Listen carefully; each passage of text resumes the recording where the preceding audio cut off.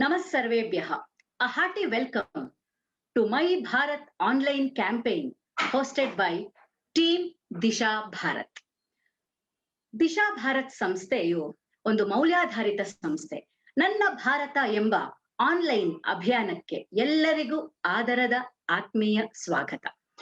Disha Bharat is a profit socio-value initiative which was started in 2005 that aims to plug the vital gap of filling in the values through personality development workshops.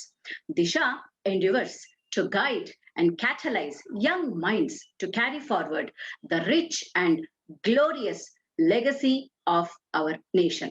So ಮೌಲ್ಯಾಧಾರಿತ ಶಿಕ್ಷಣದಿಂದ ವ್ಯಕ್ತಿತ್ವ ವಿಕಸನ, ನಾಯಕತ್ವ ಗುಣ ಮತ್ತು ಸಮಾಜಕ್ಕೆ ಕೊಡುವಂತಹ ಹಲವಾರು ಆಯಾಮಗಳಲ್ಲಿ ಕೆಲಸ ಮಾಡ್ತಾ ಬಂದಿದೆ. ಮುಖ್ಯವಾಗಿ Disha Bharat conducts workshops, value based workshops to all the stakeholders of the education sector. So ವಿದ್ಯಾ ಶಿಕ್ಷಣ ಸಂಸ್ಥೆಯಲ್ಲಿ to the teachers, to the faculty lecturers, to the administration team, to the students and to the parents, revolving around the theme know your culture, know your country and know yourself.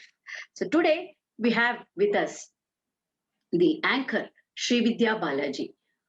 Srividya Balaji ಇವರ ಹವ್ಯಾಸ ಸಂಗೀತ ಮತ್ತು ಭಾಷಣ. ಹಲವಾರು ಕ್ಷೇತ್ರಗಳಲ್ಲಿ ಸಾಕಷ್ಟು ರಾಜ್ಯ ಮಟ್ಟದಲ್ಲೂ ಮತ್ತು ಅಂತಾರಾಷ್ಟ್ರೀಯ ಮಟ್ಟದಲ್ಲೂ ಸಹ, ರಾಷ್ಟ್ರ ಮಟ್ಟದಲ್ಲೂ ಸಹ ಅನೇಕ ಸ್ಪರ್ಧೆಗಳಲ್ಲಿ ಭಾಗವಹಿಸಿ ಬಹುಮಾನಗಳನ್ನು ತಮ್ಮದಾಗಿಸಿಕೊಂಡಿದ್ದಾರೆ. So here we have with us Srividya Balaji. Over to you. Thank you, ma'am. Ratnakar ಧೌತಪದ Himalaya ಕಿರೀಟಿನಿ ಬ್ರಹ್ಮರಾಜರ್ಷಿ ರತ್ನಾಢ್ಯಾಂ Vande Bharat Mataram. Freedom in the mind, faith in the words and pride in the souls. Carrying the same vision in our minds, let's join hands to participate in this event. It's a great and a proud day for all of us. Good morning to all the dignitaries, guests and participants with great joy and immense jubilation. I, Srividya Balaji, feel privileged to extend my warm welcome to one and all present here for the My Bharat nationwide online youth campaign organized by Disha Bharat. They say, Janani Janma Bhumischa Swargadapi Gariyasi, which translates to my mother and my motherland is superior to heaven. Let's listen to a melodious Sanskrit song sung by our friends Dakshish, Marushika, Shreya, Hiranmayi, Smriti and Pranavi from Rashtrothana Vidya Kendra, Tanisandra. The theme is how we pledge to make our country great. The stage is all yours. Namaste, we are the students of Rashtrothana Vidya Kendra, Tanisandra.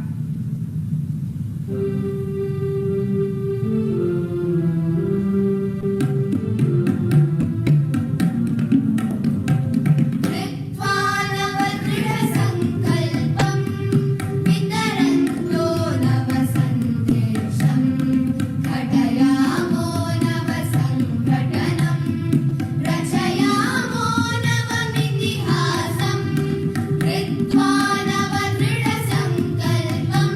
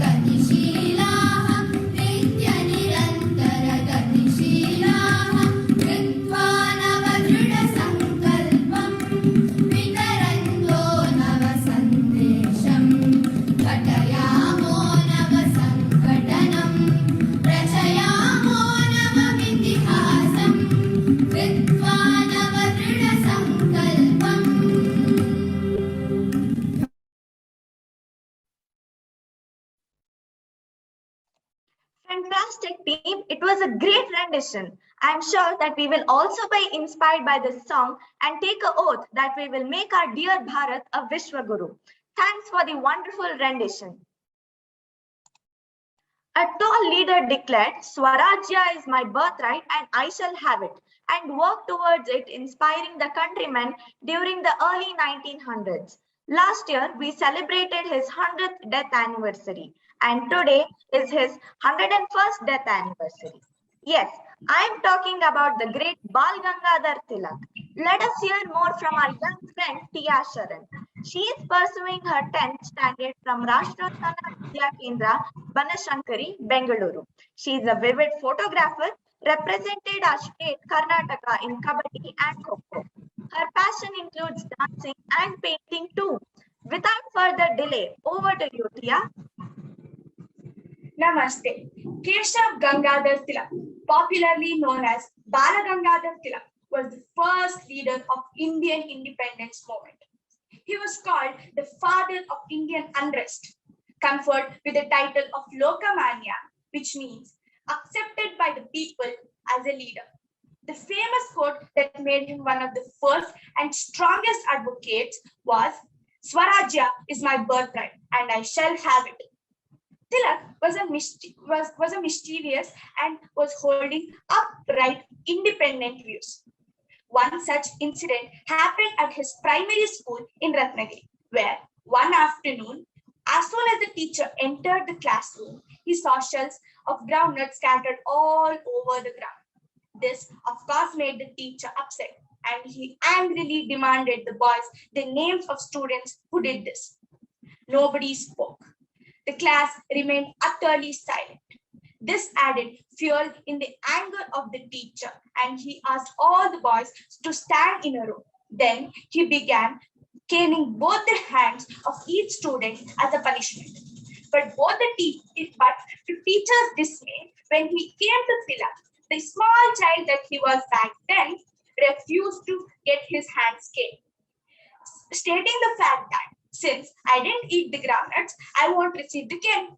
These tenacious words of young Tilak made the teacher amazed and uncomfortable. The teacher rather asked Tilak, so who ate the groundnuts? To which he replied, carrying tails is bad, so I won't tell.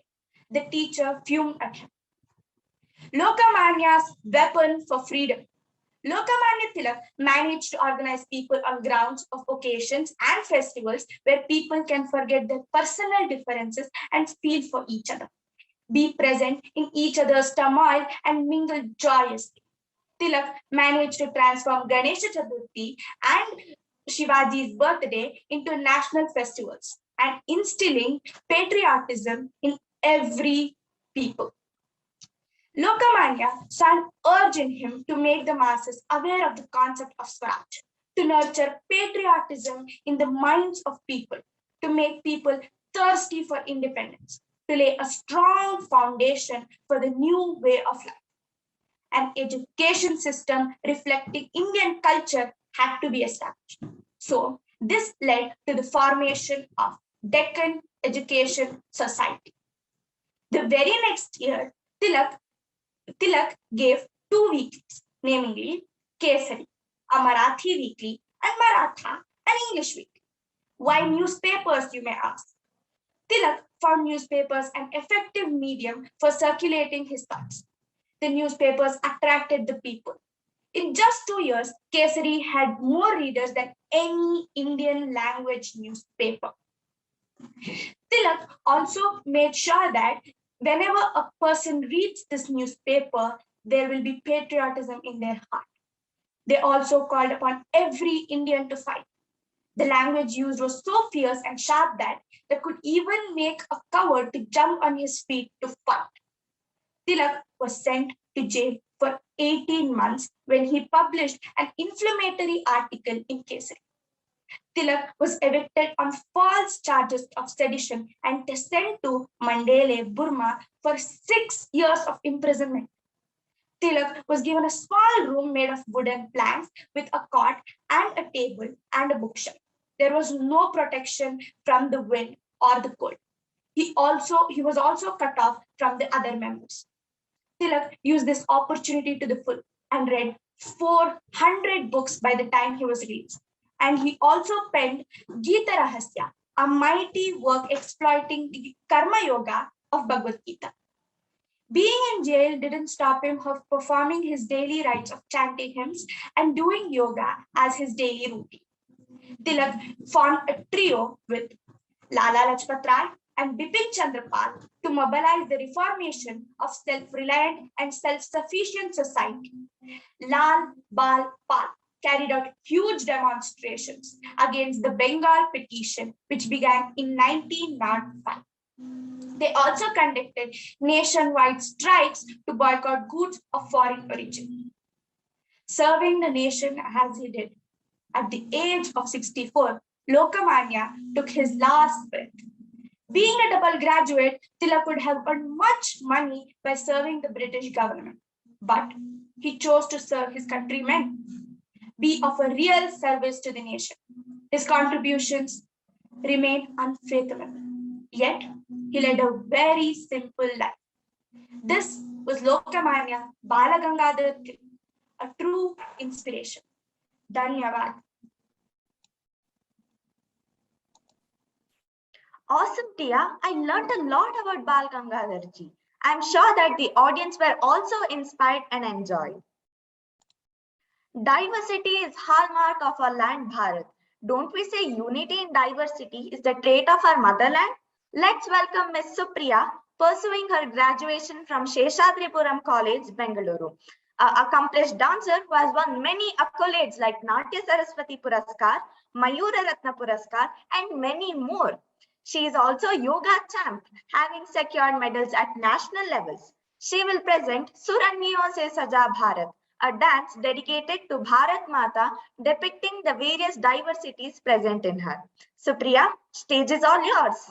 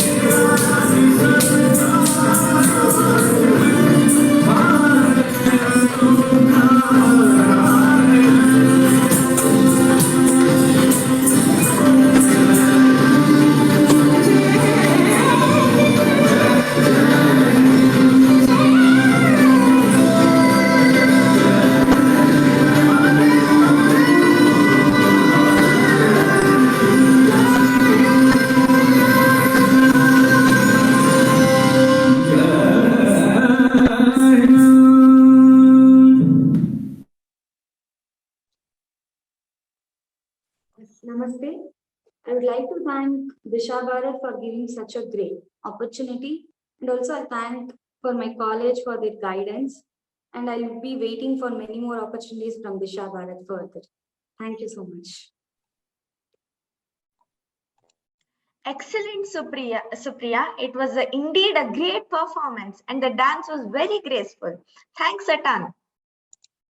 Do you think our independence struggle was only by non-cooperation movement and ahimsa? Might be true with Gandhiji coming into our struggle. There were a lot of rebellions and revolutionary struggles. One of the little known among them is Santal Rebellion. Let us hear it from our friend Amit Haridas. Amit is a second-year PU student from SDM PU College, Honnavara, a Rajya Puraskar scout and a budding mathematician amongst us, and an avid reader and speaker. Start on, Amit. We are eager to hear from you. ಎಲ್ಲರಿಗೂ ನಮಸ್ತೆ. ನನ್ನ ಹೆಸರು ಅಮಿತ್ ಹರಿದಾಸ್ ಅರ್ವಾರೆ. ಪ್ರಸ್ತುತ ನಾನು ದ್ವಿತೀಯ PUCಯಲ್ಲಿ ವ್ಯಾಸಂಗ ಮಾಡುತ್ತಿದ್ದೇನೆ. ಇಂದು ನಾನು ಮಾತನಾಡುತ್ತಿರುವ ವಿಷಯ ನಮ್ಮ ಭಾರತದ ಸ್ವತಂತ್ರ ಸಂಗ್ರಾಮಕ್ಕೆ ಒಂದು ಮಹತ್ವದ ಹೋರಾಟವಾಗಿದೆ. 1857ರಲ್ಲಿ ನಡೆದ ಭಾರತದ ಪ್ರಥಮ ಸ್ವಾತಂತ್ರ್ಯ ಸಂಗ್ರಾಮಕ್ಕೆ ಅದೊಂದು ಅಡಿಗಲ್ಲು ಎಂದು ಹೇಳಿದರೂ ಸಹ ತಪ್ಪಾಗಲಾರದು. ಆ ಹೋರಾಟವೇ ಸಾಂತಾಳ ಹೋರಾಟ. ಯಾರಿವರು ಸಾಂತಾಳರು? ಸಾಂತಾಳರು ಬುಡಕಟ್ಟು ಜನಾಂಗಕ್ಕೆ ಸೇರಿದವರಾಗಿದ್ದಾರೆ. ಪ್ರಸ್ತುತ ಭಾರತದ ನಮ್ಮ ಬಿಹಾರ್, ಬೆಂಗಾಲ್, ಒಡಿಶಾ ಮತ್ತು ಜಾರ್ಖಂಡ್ ರಾಜ್ಯಗಳಲ್ಲಿ ನಾವು ಇವರನ್ನು ನೋಡಬಹುದಾಗಿದೆ. ಸಾಮಾನ್ಯವಾಗಿ ಕೃಷಿಯನ್ನೇ ಇವರು ತಮ್ಮ ಆಧಾರ ಸ್ತಂಭವಾಗಿ ಮಾಡಿಕೊಂಡಿದ್ದರು. 18ನೇ ಶತಮಾನ ಬ್ರಿಟಿಷರು ಭಾರತಕ್ಕೆ ಬಂದು ತಮ್ಮ ಅಧಿಕಾರವನ್ನು ಸ್ಥಾಪನೆಗೊಂಡಿಸಿದ್ದ ಕಾಲ. ಆ ಸಮಯದಲ್ಲಿ ಬ್ರಿಟಿಷರು ತಮ್ಮ ಒಬ್ಬ ಭ್ರಷ್ಟ ಅಧಿಕಾರಿಯಾದ ಲಾರ್ಡ್ ಕಾರ್ನವಾಲಿಸ್ ಅವರನ್ನು ಭಾರತಕ್ಕೆ ಕಳುಹಿಸಿಕೊಟ್ಟರು. ಆತನು ಪರ್ಮನೆಂಟ್ ಜಮೀನ್ದಾರಿ ಪದ್ಧತಿಯನ್ನು ಜಾರಿಗೆಗೊಳಿಸಿದನು. ಕಾರಣ ಬ್ರಿಟಿಷರು ಜಮೀನ್ದಾರರನ್ನು ನೇಮಿಸಿದರು. ಜಮೀನ್ದಾರರು ರೈತರಿಂದ ಒಂದು ತಿಂಗಳಿಗೋ ಅಥವಾ ಒಂದು ವರ್ಷಕ್ಕೆ ಇಂತಿಷ್ಟ ಆದಾಯವನ್ನು ಸಂಗ್ರಹಿಸಿ ಬ್ರಿಟಿಷರಿಗೆ ನೀಡಬೇಕಾಗಿತ್ತು. ಕಾರಣ ಈ ಪದ್ಧತಿಯಿಂದ ಜಮೀನ್ದಾರರು ಹಾಗೂ ಬ್ರಿಟಿಷರು ಇಬ್ಬರೂ ಸಹ ಸಾಕಷ್ಟು ಆದಾಯವನ್ನು ಗಳಿಸಿದರು. ಆದರೆ ಸಂಕಷ್ಟಕ್ಕೆ ಸಿಲುಕಿದ್ದು ನಮ್ಮ ರೈತರು. ಸಾಮಾನ್ಯವಾಗಿ ಶಾಂತಳರು ಸಹ ರೈತರಾಗಿದ್ದ ಕಾರಣ ಅವರೂ ಸಹ ಈ ಪದ್ಧತಿಗೆ ಬಲಿಯಾದರು. ಮೊದಲಿಗೆ ಶಾಂತಳರ ಭೂಮಿಯನ್ನು ವಶಪಡಿಸಿಕೊಂಡು ಜಮೀನ್ದಾರರು ನಿಮಗೆ ಒಳ್ಳೆಯ ಆದಾಯವನ್ನು ನೀಡುತ್ತೇವೆ ಎಂಬ ಭರವಸೆಯನ್ನು ನೀಡಿದರು. ಆದರೆ ಕಾಲಕ್ರಮೇಣವಾದಂತೆ ಎಲ್ಲವೂ ಹುಸಿಯಾಯಿತು. ಕಾರಣ ಅವರು ತಮಗೆ ಹೆಚ್ಚಿನ ಆದಾಯವನ್ನು ನೀಡುತ್ತಿದ್ದ ಬೆಳೆಗಳನ್ನು ಶಾಂತಳರ ಕೈಯಿಂದ ಬೆಳೆಸಲು ಪ್ರಾರಂಭಿಸಿದರು. ಇದೇ ಸಮಯದಲ್ಲಿ ಭಾರತದ ಈಶಾನ್ಯ ಭಾಗಗಳಲ್ಲಿ ಬ್ರಿಟಿಷರು ತಮ್ಮ ಸ್ವಾರ್ಥಕ್ಕೋಸ್ಕರ ರೈಲು ಸೇವೆಯನ್ನು ಪ್ರಾರಂಭಿಸಲು ಯೋಚಿಸಿದರು. ಕಾರಣ ಅವರು ಶಾಂತಳರ ಭೂಮಿಯನ್ನು ವಶಪಡಿಸಿಕೊಂಡು ಅವರಿಗೆ ಬದಲಿ ಭೂಮಿಯನ್ನು ನೀಡದೆ ಎಲ್ಲವೂ ತಮ್ಮದಾಗಿಸಿಕೊಂಡರು. ಹೀಗೆ ಶಾಂತಳರು ತುಂಬಾ ಸಹನೆಯನ್ನು ಸಹಿಸುತ್ತಿದ್ದರು. ಹೀಗೆ ಎಷ್ಟು ದಿನಗಳೆಂದು ಶಾಂತಳರು ಸಹಿಸುತ್ತಿದ್ದರು. ಕಾರಣ ಜೂನ್ 30, 1855ರಂದು ಶಾಂತಳ ಸಮುದಾಯದ ಮುರ್ಮು ಕುಟುಂಬದ 4 ಸಹೋದರರಾದ ಸಿದ್ದು, ಕನ್ನು, ಚಾಂದ್ ಮತ್ತು ಭೈರವ್ ಇವರೆಲ್ಲರೂ ಒಗ್ಗೂಡಿ ಬ್ರಿಟಿಷರ ವಿರುದ್ಧ ಹೋರಾಡುವುದಕ್ಕೆ ಕರೆಯನ್ನು ನೀಡಿದರು. ಕಾರಣ ಜುಲೈ 7, 1855ರಂದು ಎಲ್ಲ ಶಾಂತಳ ಸಮುದಾಯದವರು ಬೋಗ್ನಾಡಿ ಎಂಬ ಜಿಲ್ಲೆಯಲ್ಲಿ ಸೇರಿದರು. ಎಲ್ಲರೂ ಬ್ರಿಟಿಷರ ವಿರುದ್ಧ ಹೋರಾಡುತ್ತೇವೆ ಎಂಬ ಪ್ರತಿಜ್ಞೆಯನ್ನು ಸಹ ಮಾಡಿದರು. ಯುದ್ಧವು ಸಂಭವಿಸಿತು. ಒಂದು ಕಡೆಗೆ ಶಾಂತಳರು ತಮ್ಮ ವಿಷಪೂರಿತ ಬಿಲ್ಲು ಬಾಣಗಳನ್ನು ಹಿಡಿದುಕೊಂಡು ನಿಂತಿದ್ದರೆ, ಇನ್ನೊಂದು ಕಡೆಗೆ ಬ್ರಿಟಿಷರಿದ್ದರು. ಅವರು ಆ ಕಾಲಿನ ಅತ್ಯಾಧುನಿಕವಾದ ಶಸ್ತ್ರಾಸ್ತ್ರಗಳನ್ನು ಹಿಡಿದುಕೊಂಡು ನಿಂತುಕೊಂಡಿದ್ದರು. ಇದ್ಯಾವುದನ್ನು ಶಾಂತಳರು ಗಮನಿಸದೆ ಪ್ರಸ್ತುತ ಜಾರ್ಖಂಡಿನ ರಾಜ್ ಮಹಲ್ದಿಂದ ಹಿಡಿದುಕೊಂಡು ಬಿಹಾರಿನ ಭಾಗಲ್ಪುರದವರೆಗೆ ಬ್ರಿಟಿಷರ ಬಳಿ ಇದ್ದ ಭೂಮಿಯನ್ನು ವಶಪಡಿಸಿಕೊಂಡು ಅವರನ್ನು ಸೋಲಿಸಿದರು. ಈ ಬೆಳವಣಿಗೆಯನ್ನು ಕಂಡ ಬ್ರಿಟಿಷರು ಹೌಹಾರಿ ಹೋದರು. ಕಾರಣ ಇವರ ನಾಯಕರಾದ ಸಿದ್ದು ಮತ್ತು ಖನ್ನು ಅವರನ್ನು ಯಾರು ನಮಗೆ ಬಂಧಿಸಿ ಕೊಡುತ್ತಾರೋ ಅವರಿಗೆ 10,000 ರೂಪಾಯಿ ಬಹುಮಾನ ನೀಡುತ್ತೇವೆ ಎಂಬ ಘೋಷಣೆಯನ್ನು ಸಹ ಮಾಡಿದರು. ಯುದ್ಧವು ಬ್ರಿಟಿಷರ ಪಾಲಾಯಿತು. ಯುದ್ಧವು ಬ್ರಿಟಿಷರ ಪಾಲಾದರೂ ಸಹ ನಿಜ ಜೀವನದಲ್ಲಿ ಗೆದ್ದಿದ್ದು ಶಾಂತಳರೇ. ಏಕೆಂದರೆ ಯುದ್ಧದ ನಂತರ ಶಾಂತಳರಿಗೆ ಜಮೀನ್ದಾರಿ ಪದ್ಧತಿಯಿಂದ ತೆರವುಗೊಳಿಸಲಾಯಿತು. ಹಾಗೆಯೇ ಒಬ್ಬ ಗ್ರಾಮಾಧ್ಯಕ್ಷರನ್ನು ನೇಮಿಸಿ ಆತನಿಗೆ ಶಾಂತಳರ ಪ್ರತಿಯೊಂದು ಇಚ್ಛೆಯನ್ನು ಪೂರ್ತಿಸಬೇಕೆಂಬ ಆದೇಶವನ್ನು ಸಹ ನೀಡಲಾಯಿತು. ಹೀಗೆ ಶಾಂತಳರು ನಾವು ಕೇವಲ ಒಂದೇ ಒಂದು ಸಮುದಾಯವೇ ಬ್ರಿಟಿಷರಿಗೆ ಇಂತಿಷ್ಟ ಕಿರಿಕಿರಿಯನ್ನು ನೀಡಬಹುದಾಗಿದ್ದರೆ, ನಾವೆಲ್ಲ ಭಾರತೀಯರು ಒಗ್ಗೂಡಿ ಹೋರಾಡಿದರೆ ಈ ಬ್ರಿಟಿಷರು ಖಂಡಿತವಾಗಿಯೇ ಈ ಭಾರತ ದೇಶವನ್ನು ಬಿಟ್ಟು ಹೋಗುತ್ತಾರೆ ಎಂಬ ದೃಢವಾದ ಸಂದೇಶವನ್ನು ನೀಡಿದ್ದೇ ಈ ಶಾಂತಳ ಹೋರಾಟವಾಗಿದೆ. ಇತ್ತೀಚಿನ ಪಠ್ಯಪುಸ್ತಕಗಳಲ್ಲಿ ನಾವು ನೋಡುವುದೇನೆಂದರೆ, ಯಾವ ಬ್ರಿಟಿಷ್ ಅಧಿಕಾರಿಯು ಯಾವಾಗ ಭಾರತಕ್ಕೆ ಬಂದನೋ ಆತನು ಭಾರತದ ಯಾವ ಮಹಾನ್ ವೀರನನ್ನು ಕೊಂದನು, ಇಂದೆಲ್ಲ ವಿಷಯಗಳ ಬಗ್ಗೆ ತುಂಬಾ ವಿವರವಾಗಿ ನೀಡಿರುತ್ತಾರೆ. ಆದರೆ ಸ್ವತಂತ್ರ ಸಂಗ್ರಾಮಕ್ಕೆ ಒಂದು ಕಿಡಿಯನ್ನು ನೀಡಿದ ಇಂತಹ ಮಹಾನ್ ಹೋರಾಟದ ಬಗ್ಗೆ ಒಂದು ಅಕ್ಷರವೂ ಉಲ್ಲೇಖವಾಗದಿರುವುದು ವಿಷಾದದ ಸಂಗತಿಯೇ ಆಗಿದೆ. ಆದ್ದರಿಂದ ನನ್ನದೊಂದು ಪುಟ್ಟ ಮನವಿ ಹಾಗೂ ಇಚ್ಛೆ ಅದೇನೆಂದರೆ, ನಾವೆಲ್ಲ ಭಾರತೀಯರು ಆದಷ್ಟು ನಮ್ಮ ಇತಿಹಾಸವನ್ನು ಓದಿಕೊಳ್ಳೋಣ. ಏಕೆಂದರೆ ನಾವು ಓದಿಕೊಂಡಾಗ ಮಾತ್ರ ಅದರಲ್ಲಿ ಅಡಗಿ ಕುಳಿತಿರುವ ರಹಸ್ಯವನ್ನು ನಾವು ತಿಳಿದುಕೊಳ್ಳಬಹುದಾಗಿದೆ. ಆ ರಹಸ್ಯವನ್ನು ತಿಳಿದುಕೊಂಡಾಗ ಮಾತ್ರ ಅದೆಷ್ಟೋ ಮಹಾನ್ ವೀರರ ಬಲಿದಾನವು ಸಾರ್ಥಕವಾಗುತ್ತದೆ. ಅಂತಿಮವಾಗಿ ನನಗೆ ಮಾತನಾಡಲಿಕ್ಕೆ ಅವಕಾಶ ಕೊಟ್ಟ ನಿಮಗೆಲ್ಲರಿಗೂ ಧನ್ಯವಾದವನ್ನು ಅರ್ಪಿಸುತ್ತೇನೆ. ಜೈ Hind, Vande Mataram. Thanks a lot, Amit. It was informative to know that Santhal rebellion from a little known tribe was effective in scaring the erstwhile East India Company and might have been inspiration to other rebellions during that period. Thank you. Sare jahan se acha, Hindustan hamara. Youngsters play an important role in making our Bharat a Vishwaguru. Let's listen to Anusha's singing depicting this. Anusha, pursuing her graduation from Mangala Gangotri in Kasargod, is a serious reader, speaker. She is a Rajya Puraskar guide and has won many state-level singing competitions. Anusha, mesmerize us with your singing. Over to you. Namaste. ले चले ले चले हम राष्ट्र नौका को भंवर से पार कर। ले चले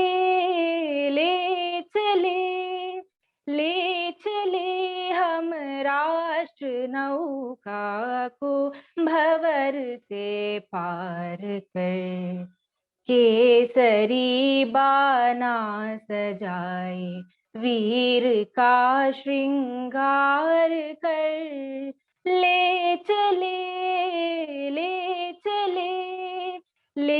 चले हम राष्ट्र नौका को भंवर से पार कर।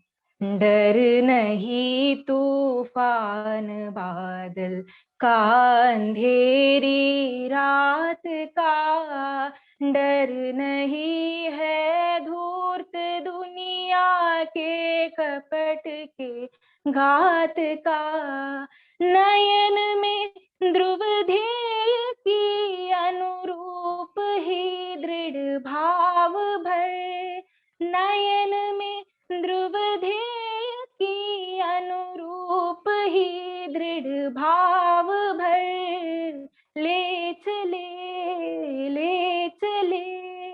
ले चले हम राष्ट्र नौका को भंवर से पार कर। है भरा मन में तपस्वी मुनिवरों का त्याग है, और हृदयों में हमारी वीरता की आग है। हाथ है उद्योग में रत राष्ट्र सेवा धार कर। हाथ है उद्योग में रत राष्ट्र सेवा धार कर। ले चले हम राष्ट्र नौका को भंवर से पार कर। ले चले हम राष्ट्र नौका को भंवर से पार कर। ಧನ್ಯವಾದಗಳು. Oh, what a performance, Anusha. We are all overwhelmed. Thanks a lot. Do you know poetry was one way to instill a sense of pride and nationalism in our freedom struggle?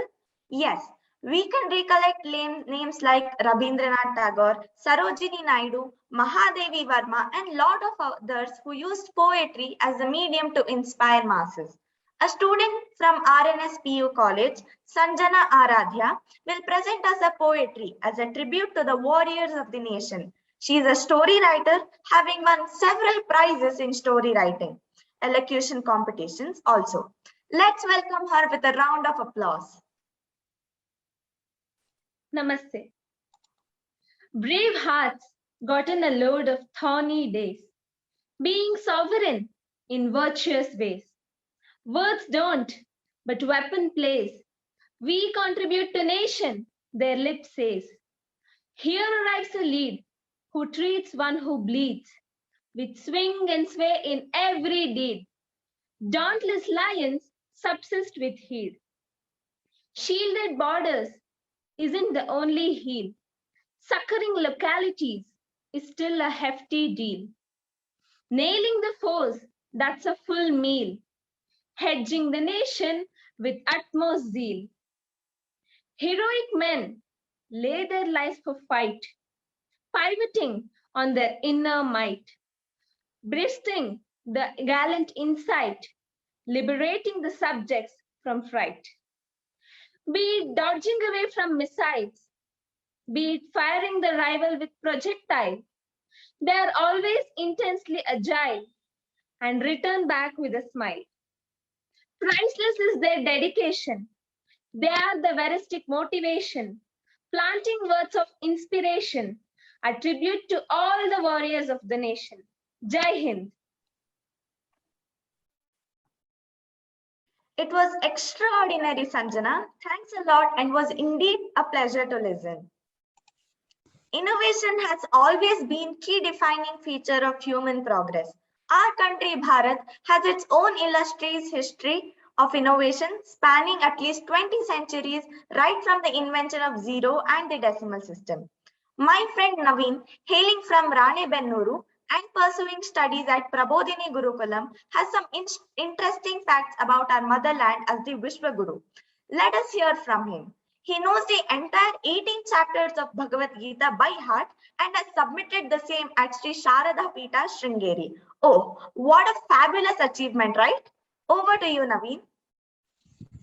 ओम श्री गुरुभ्यो नमः सर्वेभ्यः नमांसि हिमालयं समारभ्य यावदिन्दु सरोवरं तं देव निर्मितं देशं हिन्दुस्थानं प्रचक्षते अस्माकं भारतं विश्वगुरुस्थानं प्राप्तुं मम पात्रं किम् इति विवक्षुः ततः प्राक् विश्वगुरुः नाम कः विश्वगुरुः इति पदस्य किम् औचित्यम् इति वक्तुं प्रयत्नं करोमि विश्वस्य गुरुः विश्वगुरुः गुरुः यथा शिष्येभ्यः मार्गदर्शनं यच्छति तद्वत् अस्माकं भारतदेशः अन्येभ्यः राष्ट्रेभ्यः मार्गदर्शनं यच्छति इत्यर्थः कस्मिन् विषये मार्गदर्शनम् इत्युक्ते आध्यात्मिकक्षेत्रे सांस्कृतिकक्षेत्रे रक्षणाक्षेत्रे कृषिक्षेत्रे इत्येवं सर्वेषु क्षेत्रेष्वपि मार्गदर्शनं कृतं क्रियमाणं च पूर्वं भारतदेशः विश्वगुरोः स्थाने आसीदिति अस्माभिः बहुधा श्रूयते परन्तु पाश्चिमात्यानाम् आक्रमणेन तत्स्थानं विनष्टं पुनः अधुना विश्वगुरुस्थानं प्राप्यमानं वर्तते तत्र मम पात्रम् एवं विद्यते अहम् अधुना प्रबोधिनी गुरुकुले 7 वर्षेभ्यः आर्ष आधुनिक शिक्षणं प्राप्नुवन् अस्मि गुरुकुले पञ्चमुखी शिक्षणं दीयते पञ्चमुखी शिक्षणं नाम वेदः विज्ञानं योगः कृषिः कलाकौशलमिति तत्र अधीतान् विषयान् गृहं समागत्य अन्येभ्यः पाठयामः सः कार्यक्रमः एव बालगोकुलः इति कथ्यते गुरुकुले अनेके श्लोकाः पाठ्यन्ते तेषु प्रमुखश्लोकान् बालगोकुले पाठयामि अनेन संस्कृतसंस्कृत्योः संरक्षणं सम्यक् पालनं च भवति भारतस्य प्रतिष्ठे द्वे संस्कृतं संस्कृतिस्तथा संस्कृतं विना संस्कृतिः नास्ति पुनश्च गुरुकुले प्रतिदिनं योगाभ्यासः क्रियते अस्माकं ग्रामेपि जनेभ्यः कानिचन आसनानि केचन प्राणायामान् च पाठयामि। तेन तेषां स्वास्थ्यमपि संरक्षितं भवति, योगस्यापि परिचयः भवति। एवमेव सावयवकृषेः अध्ययनं कुर्वन्नस्मि। इदानीन्तनकाले सर्वत्रापि रासायनिकपद्धत्यां कृषिकार्यं प्रचलति। तां पद्धतिं निवार्य सावयवकृषिपद्धतिः योजनीया। अनया पद्धत्या वर्धितः पदार्थः सम्यक् भवति। तेन धान्येन आरोग्यमपि संरक्षितं भवति। अस्याः अपि महत्त्वं जनेभ्यः ज्ञापयन्नस्मि। सामाजिकदृष्ट्या पश्यामश्चेत् अस्माकं ग्रामे सङ्घीयशाखा क्रियते। शाखाद्वारा उत्तमः संस्कारः दीयते, तदा स्वस्थव्यक्तिनिर्माणं भवति। अस्माकं गुरुकुलस्यापि इदमेव लक्ष्यं यत् स्वस्थसमाजनिर्माणमिति। स्वस्थव्यक्त्या स्वस्थसमाजः निर्मितो भवति। एवं भारतस्य विश्वगुरुत्वे प्राप्तव्ये मम लघीयान् प्रयत्नः कृतः, क्रियमाणः, करिष्यमाणश्च भवति। इत्येवं भारतं सर्वविधप्रयत्नं करोति विश्वगुरुस्थानं प्राप्तुं। तद्दिशि अहमपि अहर्निशि प्रयत्नं करोमि इत्युक्त्वा विरमामि। धन्यवादः। भवान् उत्तमरीत्या जीवनस्य अमूल्यानि विषयानि सम्भाषणं कृतवान्। धन्यवादाः। Excellent, Naveen. It was fantastic. Thank you, madam.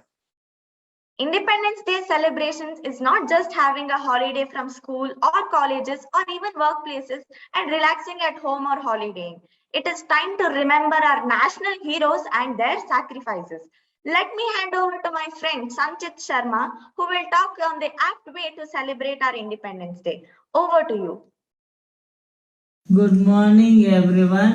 My name is Sanchit Sharma. I am studying at Thamahar School.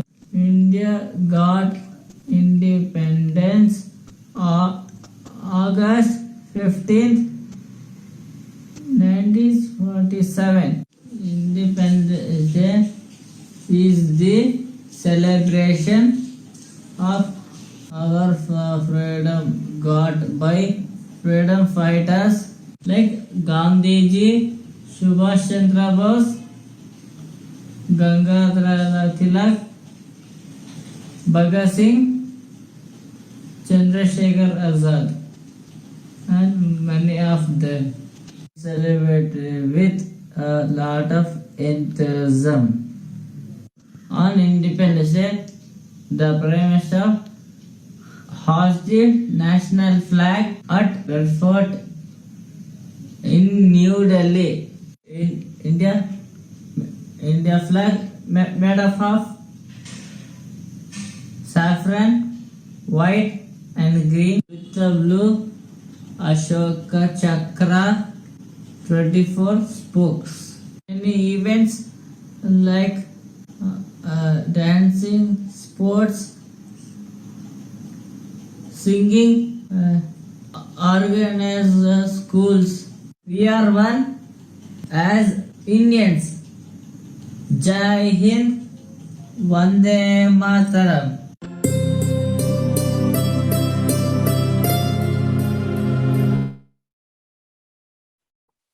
Excellent, Sanchit. Let's join our hands for a big round of applause. Sanchit from Tamahar Trust has explained the apt way to celebrate our Independence Day in the right way. Thank you, Sanchit. There were many women who took the mantle of freeing our land from the colonizers. Well, immediately, Kittur Rani Chennamma, Jhansi Rani Lakshmibai comes to our mind. However, Rani Abakka Devi was referred as the first woman freedom fighter. We have Srishti from Sagara, Situr, studying in 8th grade at Kodachari Residential School. She loves to dance, draw, and sing. She is here to perform a mono acting depicting the Queen Abakka Devi. Let's watch her perform. Abbakka ಚೋಟ ಇವರ ಏಕಪಾತ್ರ ಅಭಿನಯವನ್ನು ಮಾಡುತ್ತಿದ್ದೇನೆ. ಇವರು ಮೂಡುಬಿದಿರೆಯ ಚೋಟ ವಂಶಕ್ಕೆ ಸೇರಿದವರಾಗಿರುತ್ತಾರೆ ಹಾಗೂ ಮೊದಲಿನಿಂದ ಕೊನೆಯವರೆಗೂ ಸಹ ಇವರು ಧೈರ್ಯದಿಂದ ಹೋರಾಡಿರುತ್ತಾರೆ ಹಾಗೂ ಇವರು ಸಾಯುವ ಕೊನೆಯ ಕ್ಷಣದಲ್ಲಿಯವರೆಗೂ ತನ್ನ ಉಳ್ಳಾಳದ ಹಿಡಿತವನ್ನು ಪೋರ್ಚುಗೀಸರಿಗೆ ಒಪ್ಪಿಸದ ದಿಟ್ಟ ನಾಯಕಿಯ ಕತೆ ಇಲ್ಲಿ ನಿಮ್ಮ ಮುಂದೆ. ಮಹಾರಾಣಿಯವರಿಗೆ ಜಯವಾಗಲಿ, ಮಹಾರಾಣಿಯವರಿಗೆ ಪ್ರಣಾಮಗಳು. ಬಂದ ವಿಷಯ, ರಾಣಿಯವರೇ, ಪೋರ್ಚುಗೀಸರ ಕಡೆಯಿಂದ ಒಬ್ಬ ವಾಯ್ಸ್ರಾಯ್ ನಿಮ್ಮನ್ನು ಭೇಟಿಯಾಗಲು ಬಂದಿದ್ದಾರೆ. ಕಳುಹಿಸಿ. ಅಪ್ಪಣೆ ಮಹಾರಾಣಿ. ನಮಸ್ತೆ ರಾಣಿ ಅಬಕ. ನಾನು ಈಗ ಇಲ್ಲಿಗೆ ಬಂದಿರುವುದು ಏಕೆಂದರೆ ನೀವು ನಮಗೆ ಕಪ್ಪವನ್ನು ಕೊಡಬೇಕು. ಕೊಡಲಿಲ್ಲವೆಂದರೆ ನಮ್ಮ ನಾಯಕನು ನಿಮ್ಮ ಮೇಲೆ ಆಕ್ರಮಣ ಮಾಡುವನು, ಈ ಉಳ್ಳಾಲವನ್ನು ಅಗ್ನಿಗಾಹುತಿ ಮಾಡುವನು. ಸಾಕು ನಿಲ್ಲಿಸುವ ಹೆಸರಾಣಿ. ಏನು, ನಾವು ನಿಮಗೆ ಕಪ್ಪ ಕೊಡಬೇಕೆ? ಎಲ್ಲಿಂದಲೋ ಓಡಿ ಬಂದು ಪರರ ಅಂಗಳದಲ್ಲಿ ಮಾಡು ಕಟ್ಟಿ ಬೀಡು ಬಿಟ್ಟ ನಿಮಗೆ ನಾವು ಕಪ್ಪ ಕೊಡಬೇಕೆ? ಎಂದಿಗೂ ಸಾಧ್ಯವಿಲ್ಲ. ಏನು, ನಿಮ್ಮ ನಾಯಕನು ನಮ್ಮ ಮೇಲೆ ಆಕ್ರಮಣ ಮಾಡುವನು, ಈ ಉಳ್ಳಾಳವನ್ನು ಅಗ್ನಿಗಾಹುತಿ ಮಾಡುವನು. ಥೂ, ನಿಮ್ಮ ನಿರ್ಲಜ್ಜೆಯ ಪಶುತ್ವಕ್ಕೆ ನಾವೇನು ರಣ ಹೇಡಿಗಳಲ್ಲ. ನಿಮ್ಮ ಪೊಳ್ಳು ಮಾತಿಗೆ ಹೆದರುವ ಕುನ್ನಿಗಳು ನಾವಲ್ಲ. ಶೌರ್ಯದಿಂದ ಹೋರಾಡುವ ರಣಸಿಂಹಿಣಿ ರಾಣಿ ಅಬ್ಬಕ್ಕದೇವಿ ಕಪ್ಪವನ್ನು ಕೊಡುವುದಿಲ್ಲ. ತೊಲಗಿ, ಮೊದಲು ತೊಲಗಿ ಇಲ್ಲಿಂದ.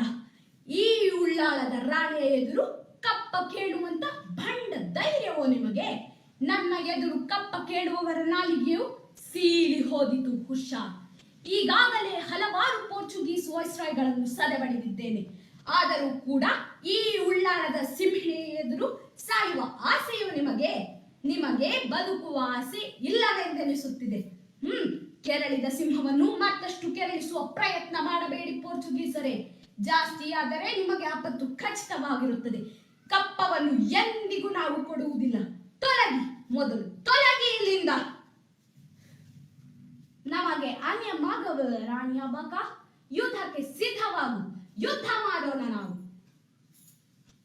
ಯುದ್ಧ. ನಾಡನ್ನು, ನಾಡಿನ ಜನರನ್ನು ದಾಸ್ಯಕ್ಕೆ ಒಡ್ಡುವುದು ಸರಿಯಲ್ಲ. ನಾಡಿಗಾಗಿ ಹೋರಾಡಿ ಮಾಡಿದರೆ ಅದೇ ಸ್ವರ್ಗ, ದಾಸ್ಯದ ಬದುಕೇ ನರಕ. ಹಾಗಾಗಿ ಯುದ್ಧವೇ ಮೇಲೆನಿಸುತ್ತಿದೆ ನನಗೆ. ಈಗ ನೀವು ಹೊರಡಬಹುದು. 40 ವರ್ಷಗಳಿಂದಲೂ ನಮ್ಮ ಮೀನುಗಾರರಿಗೆ ತೊಂದರೆಯನ್ನು ತಂದೊಡ್ಡುತ್ತಾ ಈ ಉಳ್ಳಾಳದ ರಾಣಿಯ ಕೆಂಗಣ್ಣಿಗೆ ಗುರಿಯಾಗಿದ್ದಾರೆ ಪೋರ್ಚುಗೀಸರು. ಈ ವೀರರಾಣಿ ಅಬ್ಬಕ್ಕ ದೇವಿಯು ಆ ಪೋರ್ಚುಗೀಸರ ರುಂಡವನ್ನು ಚೆಂಡಾಡಿ ಆ ದುರುಳರ ಕರುಳನ್ನು ಬಗೆದು ಕೊರಳಿಗೆ ಮಾಲೆಯನ್ನಾಗಿ ಧರಿಸುತ್ತಾಳೆ. ಆ ಕನ್ನಡ ತಾಯಿಯ ವೀರ ಕಟಾಯು ಈ ಪೋರ್ಚುಗೀಸರ ನೆತ್ತರು ಹೋಗುವ ರಣದೇವತೆಗೆ ಅರ್ಪಿಸುತ್ತೇನೆ. ಕನ್ನಡಾಂಬೆಯ ಮೇಲಾಳಿ. ಇದುವೇ ನನ್ನ ಪ್ರತಿಜ್ಞೆ. ರಣರಂಗದತ್ತ ಮುನ್ನುಗ್ಗುತ್ತೇನೆ. ಜೈ ಸೋಮನಾಥ. ಮಂತ್ರಿಗಳೇ, ಯುದ್ಧಕ್ಕೆ ಸಿದ್ಧತೆ ಮಾಡಿಕೊಳ್ಳಿ.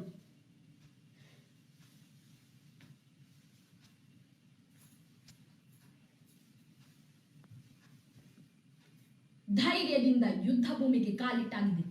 ಇನ್ನು ಜಯ ಸಾಧಿಸುವುದೊಂದೇ ನಮ್ಮ ಗುರಿ. ಮಂತ್ರಿಗಳೇ, ಸೇನಾನಿಗಳೇ, ಸೈನಿಕರೇ, ಯುದ್ಧಕ್ಕೆ ತೆರಳಿ ಹೋರಾಡಿ ಶತ್ರುಗಳನ್ನು ಸದೆಬಡಿಯಿರಿ. ಆ ಶತ್ರು ಸೈನ್ಯವನ್ನು ಸರ್ವನಾಶ ಮಾಡಿಬಿಡಿ.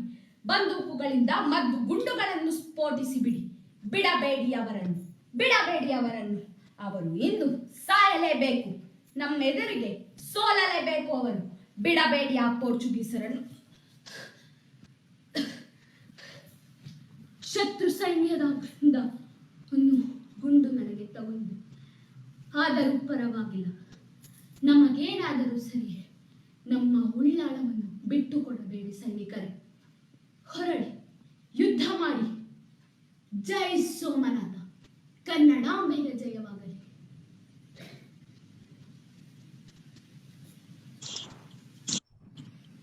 ಹೀಗೆ ಪೋರ್ಚುಗೀಸರ ಕಡೆಯಿಂದ ಬಂದ ಒಂದು ಗುಂಡೇಟಿಗೆ ರಾಣಿ ಅಬ್ಬಕ್ಕ ದೇವಿಯು ವೀರಮರಣವನ್ನು ಹೊಂದುತ್ತಾಳೆ. ಆದರೆ ಇಂದಿಗೂ ಸಹ ಇತಿಹಾಸದ ಪುಟಗಳಲ್ಲಿ ಈಕೆಯ ಹೆಸರು ಜೀವಂತವಾಗಿ ಉಳಿದಿದೆ. ಇವಳು ಚಿರಸ್ಮರಣೀಯವಾಗಿ ಇನ್ನೂ ಉಳಿದಿದ್ದಾಳೆ.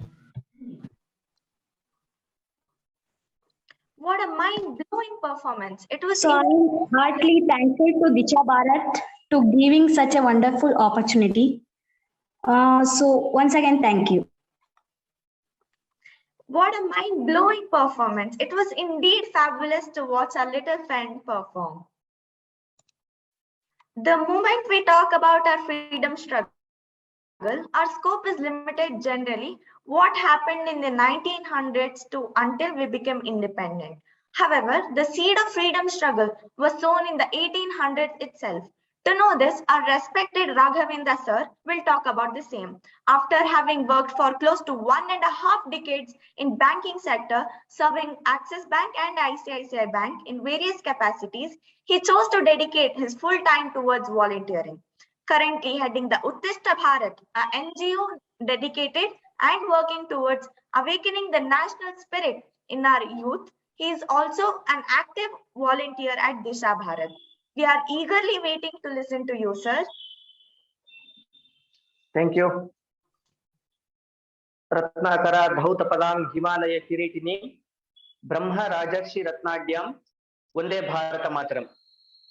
ಕಾರ್ಯಕ್ರಮದಲ್ಲಿ ಉಪಸ್ಥಿತರಿರ್ತಕ್ಕಂತಹ ಎಲ್ಲ ನನ್ನ ಆತ್ಮೀಯ ದಿಶಾ ಭಾರತ್ನ ಕಾರ್ಯಕರ್ತರಿಗೆ ಹಾಗೂ ಈ ಕಾರ್ಯಕ್ರಮವನ್ನ ವೀಕ್ಷಿಸುತ್ತಿರುವಂತಹ ಎಲ್ಲ ಹಿರಿಯರಿಗೆ ಮಾತಾ ಭಗಿನಿಯರಿಗೆ ಅತ್ಯಂತ ಶ್ರದ್ಧಾಪೂರ್ವಕ ನಮನಗಳನ್ನ ಸಮರ್ಪಿಸುತ್ತಾ ಈ ಕಾರ್ಯಕ್ರಮದ ಇದರಲ್ಲಿ ನಾನು ಮಾತಾಡ್ಲಿಕ್ಕೆ ಬಯಸ್ತಿರುವಂತಹ ವಿಚಾರಗಳು ಏನು ಅಂತ ಹೇಳಿದ್ರೆ ಬ್ರಿಟಿಷರನ್ನ ಭಾರತದಿಂದ ತೊಲಗಿಸಲು ಮೊಟ್ಟ ಮೊದಲ ಬಾರಿಗೆ ನಡೆದಂತಹ ಒಂದು ಯುದ್ಧ. ಇದನ್ನ ನಾವು 1857ರ ಪ್ರಥಮ ಸ್ವಾತಂತ್ರ್ಯ ಸಂಗ್ರಾಮ ಅಂತ ಹೇಳಿ ನಾವು ಕರಿತೀವಿ. ಈ 1857ಕ್ಕೂ ಮುಂಚೆ ಈ ದೇಶದಲ್ಲಿ ಅನೇಕ ದಂಗೆಗಳು ಕೂಡ ನಡೆದಿತ್ತು. ಉದಾಹರಣೆಗೆ ಹೇಳ್ಬೇಕು ಅಂತ ಹೇಳಿದ್ರೆ ಹೈದರ್ ಅಲಿ ಮತ್ತು ಟಿಪ್ಪು ಸುಲ್ತಾನನ ಹೋರಾಟಗಳಿರ್ಬೋದು. ಈಗ ಮೈಸೂರಿನ ಭಾಗದಲ್ಲಿ ಒಂದು ಐಗೂರು ದಂಗೆ ಅಂತ ಹೇಳಿ ನಡೆದಿತ್ತು. ಆಮೇಲೆ ಈ ಉಡುಪಿ, ದಕ್ಷಿಣ ಕನ್ನಡ, ಈ ಕರಾವಳಿ ಭಾಗದಲ್ಲಿ ಒಂದು ಕೆನರಾ ದಂಗೆ ಅಂತನೂ ಕೂಡ ನಡೆದಿತ್ತು. ಆಮೇಲೆ ಕೆಲವು ಕೊಪ್ಪಳ ದಂಗೆ ಅಂತ ನಡೆದಿತ್ತು. ಆಮೇಲೆ ಕಿತ್ತೂರು ದಂಗೆ ಅಂತ ನಡೆದಿತ್ತು. ಹೀಗೆ 1857ಕ್ಕೂ ಮುಂಚೆ ನೂರಾರು ದಂಗೆಗಳು ಈ ದೇಶದಲ್ಲಿ ನಡೆದಿತ್ತು. ಆದ್ರೆ ಅದನ್ನ ಯಾವುದನ್ನು ಕೂಡ ನಾವು ಪ್ರಥಮ ಸ್ವಾತಂತ್ರ್ಯ ಸಂಗ್ರಾಮ ಅಂತ ಕರೀಲಿಲ್ಲ. 1857ರಲ್ಲಿ ನಡೆದಿದ್ದನ್ನ ಮಾತ್ರ ನಾವು ಪ್ರಥಮ ಸ್ವಾತಂತ್ರ್ಯ ಸಂಗ್ರಾಮ ಅಂತ ಕರೆದ್ವಿ. ಅದಕ್ಕೆ ಕಾರಣ ಏನು ಅಂತ ಹೇಳಿದ್ರೆ 1857ರಲ್ಲಿ ಏನು ದಂಗೆ ಆಯ್ತಲ್ಲ, ಇದು ಇಡೀ ದೇಶದಾದ್ಯಂತ ಏಕಕಾಲದಲ್ಲಿ ದಂಗೆ ಪ್ರಾರಂಭವಾಗಿದ್ದು. ಇದು ಮೊದಲನೇ ಕಾರಣ. ಎರಡನೇದು, 1857ರ ದಂಗೆಯಲ್ಲಿ ಸಾಮಾನ್ಯನಿಂದ ಹಿಡಿದು ರೈತರು, ವ್ಯಾಪಾರಸ್ಥರು, ಮೌಲ್ವಿಗಳು, ಪಂಡಿತರು, ರಾಜರು ಎಲ್ಲರೂ ಕೂಡ ಈ ದಂಗೆಯಲ್ಲಿ ಪಾಲ್ಗೊಂಡಿದ್ರು ಅನ್ನುವಂತಹ ಕಾರಣಕ್ಕಾಗಿ ಇದನ್ನ ಪ್ರಥಮ ಸ್ವಾತಂತ್ರ್ಯ ಸಂಗ್ರಾಮ ಅಂತ ಕರೆದ್ವಿ ಅಂತ.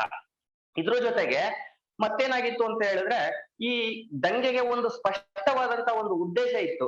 ಬ್ರಿಟಿಷರನ್ನ ಭಾರತದಿಂದ ತೊಲಗಿಸಬೇಕು ಅನ್ನುವಂತಹ ಒಂದು ಸ್ಪಷ್ಟ ಉದ್ದೇಶ ಇದ್ದಿದ್ರಿಂದ ಇದನ್ನ 1857ರ ಪ್ರಥಮ ಸ್ವಾತಂತ್ರ್ಯ ಸಂಗ್ರಾಮ ಅಂತ ಕರೆದ್ವಿ. ಇದಕ್ಕಿಂತ ಮೊದಲು ನಡೆದಿದ್ದಂತ ದಂಗೆಗಳಿಗೆ ಈ ತರದ ಯಾವುದೇ ಉದ್ದೇಶಗಳಿರ್ಲಿಲ್ಲ. ಬಹಳಷ್ಟು ವರ್ಷಗಳ ಕಾಲ ನಮಗೆ ಈ ಸ್ವಾತಂತ್ರ್ಯ ಸಂಗ್ರಾಮದ ಬಗ್ಗೆ ಅಧ್ಯಯನ ಮಾಡ್ಲಿಕ್ಕೆ ಮಾಹಿತಿಗಳೇ ಲಭ್ಯವಿರಲಿಲ್ಲ. ಆ ಸಂದರ್ಭದಲ್ಲಿ ರಾಷ್ಟ್ರೀಯ ಕ್ರಾಂತಿಕಾರಿ ನಾಯಕರಾಗಿದ್ದಂತಹ ವಿನಾಯಕ ದಾಮೋದರ ಸಾವರ್ಕರ್ ಅವರು ಮೊಟ್ಟ ಮೊದಲ ಬಾರಿಗೆ ಒಂದು ಪುಸ್ತಕವನ್ನ ಬರೀತಾರೆ. ಅದರ ಹೆಸರೇ 1857ರ ಪ್ರಥಮ ಸ್ವಾತಂತ್ರ್ಯ ಸಂಗ್ರಾಮ ಅಂತ ಹೇಳಿ. ಈ 1857ರ ದಂಗೆಗೆ ಪ್ರಥಮ ಸ್ವಾತಂತ್ರ್ಯ ಸಂಗ್ರಾಮ ಅಂತ ಮೊಟ್ಟ ಮೊದಲ ಬಾರಿಗೆ ಕರೆದಿದ್ದೆ ವಿನಾಯಕ ದಾಮೋದರ ಸಾವರ್ಕರ್ ಅವರು. ಅದಾದ ನಂತರ ಅಶೋಕ್ ಮೆಹ್ತಾ ಅನ್ನೋರು ಕೂಡ ಒಂದು ಪುಸ್ತಕವನ್ನು ಬರೀತಾರೆ. ಅವರು ಕೂಡ ಇದ 1857ನ್ನ 1857ರ ಮಹಾಬಂಡಾಯ ಅಂತ ಹೇಳಿ ಅವರು ಅದನ್ನ ಕರೀತಾರೆ.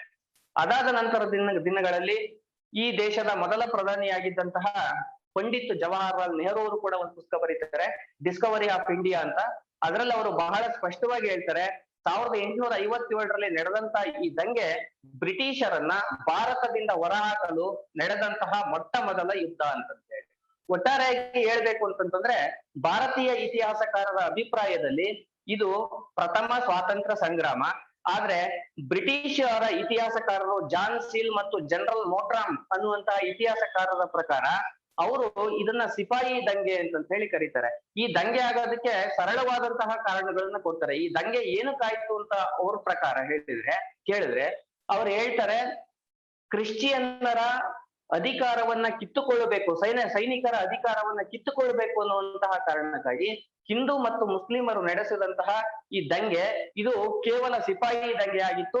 ಅದಕ್ಕಿಂತ ಮುಖ್ಯವಾಗಿ ಇನ್ನೊಂದು ಕಾರಣ ಕೊಡ್ತಾರೆ, ಭಾರತೀಯ ಸೈನಿಕರಿಗೆ ಹೊಸದಾಗಿ ನೀಡಲಾಗಿದ್ದಂತಹ ಎನ್ಫೀಲ್ಡ್ ಬಂದೂಕುಗಳಿಗೆ ಹಂದಿ ಮತ್ತು ದನದ ಕೊಬ್ಬನ್ನ ಸವರಲಾಗಿತ್ತು. ಇದನ್ನ ಭಾರತೀಯ ಸೈನಿಕರು ಬಳಸಲು ನಿರಾಕರಿಸಿದ್ರು ಅನ್ನುವಂತಹ ಕಾರಣಕ್ಕಾಗಿ ಈ ದಂಗೆ ಆಯ್ತು ಅಂತ ಹೇಳಿ ಅವರು ಕಾರಣಗಳನ್ನ ಕೊಡ್ತಾರೆ. ಕೇವಲ ಈ ದಂಗೆಗೆ ಇವೆರಡೇ ಕಾರಣಗಳಾಗಿರ್ಲಿಲ್ಲ, ಇದಕ್ಕೆ ನೂರಾರು ಕಾರಣಗಳಿತ್ತು. ಒಟ್ಟಾರೆಯಾಗಿ ಹೇಳ್ಬೇಕು ಅಂತಂದ್ರೆ ನಮ್ಮ ಭಾರತೀಯ ಇತಿಹಾಸಕಾರರ ಪ್ರಕಾರ ಇದು ಪ್ರಥಮ ಸ್ವಾತಂತ್ರ್ಯ ಸಂಗ್ರಾಮ, ಬ್ರಿಟಿಷ್ ಇತಿಹಾಸಕಾರರ ಪ್ರಕಾರ ಇದು ಸಿಪಾಯಿ ದಂಗೆ ಅಂತ. ನಾವು ಯೋಚನೆ ಮಾಡ್ತಾ ಹೋದ್ರೆ ಕ್ರಿಸ್ತಶಕ 1600ರಲ್ಲಿ ಈಸ್ಟ್ ಇಂಡಿಯಾ ಕಂಪನಿ ಪ್ರಾರಂಭಗೊಂಡು ಅದು ಇಲ್ಲಿಯ ಜಹಾಂಗೀರನ ಅನುಮತಿಯನ್ನ ಪಡ್ಕೊಂಡು 1605ರಿಂದ ಇದು ಹಂತ ಹಂತವಾಗಿ ಬೆಳೆದು ಇಲ್ಲಿ ಪ್ಲಾಸಿ ಕದನ ಮತ್ತು ಬಕ್ಸರ್ ಕದನಗಳಲ್ಲಿ ಬ್ರಿಟಿಷರು ಜಾರಿಗೆ ತಂದಂತಹ ನೀತಿ ನಿಯಮಗಳು ಭಾರತೀಯರಲ್ಲಿ ಅಸಮಾಧಾನ ತಂದಿತ್ತು ಅಂತಕ್ಕಂಥದ್ದು ಕೂಡ ಅಷ್ಟೇ ಸತ್ಯ. ನೂರಾರು ವರ್ಷಗಳಿಂದ ಅಡಗಿಸಿಟ್ಟಿದ್ದಂತಹ ಭಾರತೀಯರ ಸಿಟ್ಟು 1857ರಲ್ಲಿ ಏಕಕಾಲದಲ್ಲಿ ಸ್ಫೋಟಗೊಳ್ತು. ಆ ಕಾರಣಕ್ಕಾಗಿ ಇದನ್ನ 1857ರ ಪ್ರಥಮ ಸ್ವಾತಂತ್ರ್ಯ ಸಂಗ್ರಾಮ ಅಂತ ಕರೀಲೇಬೇಕು ಅಂತ ಹೇಳಿ ಸಾವರ್ಕರ್ ಒಂದು ಪುಸ್ತಕದಲ್ಲಿ ಬಹಳ ಸ್ಪಷ್ಟವಾಗಿ ಹೇಳ್ತಾರೆ. ಇದಕ್ಕೆ ಬ್ರಿಟಿಷರು ಕೊಟ್ಟಂತಹ ಸರಳ ಕಾರಣಗಳಿರ್ತಲ್ಲ, ಇದು ಕೇವಲ ಸೈನಿಕರ ಕಾರಣಕ್ಕಾಗಿ ಪ್ರಾರಂಭವಾದಂತಹ ದಂಗೆ ಅಂತ ಅದಲ್ಲ, ಇದಕ್ಕೆ ಅನೇಕ ಬೇರೆ ಬೇರೆ ಕಾರಣಗಳಿತ್ತು. ಕೇವಲ ಅವೆರಡೇ ಕಾರಣಗಳಲ್ಲ. ಈ ದಂಗೆಗೆ ಕಾರಣಗಳು, ಪ್ರಮುಖವಾದ ಕಾರಣಗಳು ಯಾವ್ಯಾವುದು ಅಂತ ಹೇಳಿದ್ರೆ ರಾಜಕೀಯ ಕಾರಣ ಇರ್ಬೋದು, ಸಾಮಾಜಿಕ ಮತ್ತು ಧಾರ್ಮಿಕ ಕಾರಣಗಳು, ಮೂರನೇದಾಗಿ ಆರ್ಥಿಕ ಕಾರಣ, ನಾಲ್ಕನೇದು ಸೈನಿಕ ಕಾರಣ, ಐದನೇದು ತತ್ಕ್ಷಣದ ಕಾರಣಗಳು ಅಂತ ಹೇಳಿ ಈ 5 ಕಾರಣಗಳನ್ನ ನಾವು ಇಲ್ಲಿ ಗಮನಿಸಬೇಕಾಗಿರುವಂತದ್ದು ಬಹಳ ಮುಖ್ಯ. ಇದಕ್ಕೆ ರಾಜಕೀಯ ಕಾರಣಗಳು ಅಂತ ಹೇಳಿದ್ರೆ 1798ರಲ್ಲಿ ಲಾರ್ಡ್ ವೆಲೆಸ್ಲಿ ಜಾರಿಗೆ ತಂದಂತಹ ಸಹಾಯಕ ಸೈನ್ಯ ಪದ್ಧತಿ. ಈ ಸಹಾಯಕ ಸೈನ್ಯ ಪದ್ಧತಿಯಲ್ಲಿ ಈ ಪದ್ಧತಿಯಿಂದ ಮೊಟ್ಟ ಮೊದಲ ಬಾರಿಗೆ ಹೈದರಾಬಾದ್ ನಿಜಾಮರನ್ನ ಲಾರ್ಡ್ ವೆಲೆಸ್ಲಿ ಗೆಲ್ತಾನೆ. ಮೊದಲ ಬಾರಿಗೆ ಅಂದ್ರೆ ಅಲ್ಲಿಯ ರಾಜ ಇದ್ನಲ್ಲ ಅಲಿ ಖಾನ್, ಇವನು ಮೊಟ್ಟ ಮೊದಲ ಬಾರಿಗೆ ಈ ಸಹಾಯಕ ಸೈನ್ಯ ಪದ್ಧತಿಯನ್ನ ಒಪ್ಪಿಕೊಂಡಂತಹ ರಾಜ. ಎರಡನೇದಾಗಿ ಮುಮ್ಮಡಿ ಕೃಷ್ಣರಾಜ ಒಡೆಯರ್, ಮೈಸೂರು ಭಾಗದಲ್ಲಿ ಮುಮ್ಮಡಿ ಕೃಷ್ಣರಾಜ ಒಡೆಯರ್ ಅವರು ಕೂಡ ಈ ಸಹಾಯಕ ಸೈನ್ಯ ಪದ್ಧತಿಯನ್ನ ಒಪ್ಪಿಕೊಂಡ್ರು. ನಂತರದ ದಿನಗಳಲ್ಲಿ ಮರಾಠ ಪೇಶ್ವೆಗಳು ಕೂಡ ಈ ಸಹಾಯಕ ಸೈನ್ಯ ಪದ್ಧತಿಯನ್ನ ಒಪ್ಪಿಕೊಂಡ್ರು. ಹೀಗೆ ಅನೇಕ ರಾಜರುಗಳು ಈ ಸಹಾಯಕ ಸೈನ್ಯ ಪದ್ಧತಿಯನ್ನ ಒಪ್ಪಿಕೊಂಡ್ರು. ವಿನಾಕಾರಣ ನಮ್ಮ ರಾಜರನ್ನ ತನ್ನ ಹಿಡಿತದಲ್ಲಿ ಇಟ್ಟುಕೊಂಡು ಅವರ ರಾಜ್ಯವನ್ನ ಕಬಳಿಸಿದ್ದಕ್ಕೋಸ್ಕರ ಮಾಡಿದಂತಹ ಒಂದು ನೀತಿ, ಇದು ಕೂಡ ಜನರಲ್ಲಿ ಅಸಮಾಧಾನವನ್ನು ತಂದಿತ್ತು. ಅದಾದ ನಂತರ 1840ರಲ್ಲಿ ಡಾಲೌಸಿ ಜಾರಿಗೆ ತಂದಂತಹ ದತ್ತು ಮಕ್ಕಳಿಗೆ ಹಕ್ಕಿಲ್ಲ ಅನ್ನುವಂತಹ ಒಂದು ನೀತಿ. ಅಂದ್ರೆ ಆಳ್ವಿಕೆ ಮಾಡ್ತಿದ್ದಂತ ರಾಜರುಗಳಿಗೆ ಮಕ್ಕಳಿಲ್ಲ ಅಂತಂತಂದ್ರೆ ಅವರು ದತ್ತುವನ್ನು ತೆಗೆದುಕೊಳ್ಳುವಂತಿಲ್ಲ. ಒಂದ್ ಪಕ್ಷ ದತ್ತುವನ್ನು ತೆಗೆದುಕೊಂಡಿದ್ದೇ ಆದ್ರೆ ಅವರಿಗೆ ಆಡಳಿತ ಮಾಡುವಂತಹ ಹಕ್ಕಿಲ್ಲ ಅನ್ನುವಂತಹ ನೀತಿ. ಇದು ಕೂಡ ಭಾರತೀಯರಿಗೆ ಅಸಮಾಧಾನ ತಗೊಂಬಂತು.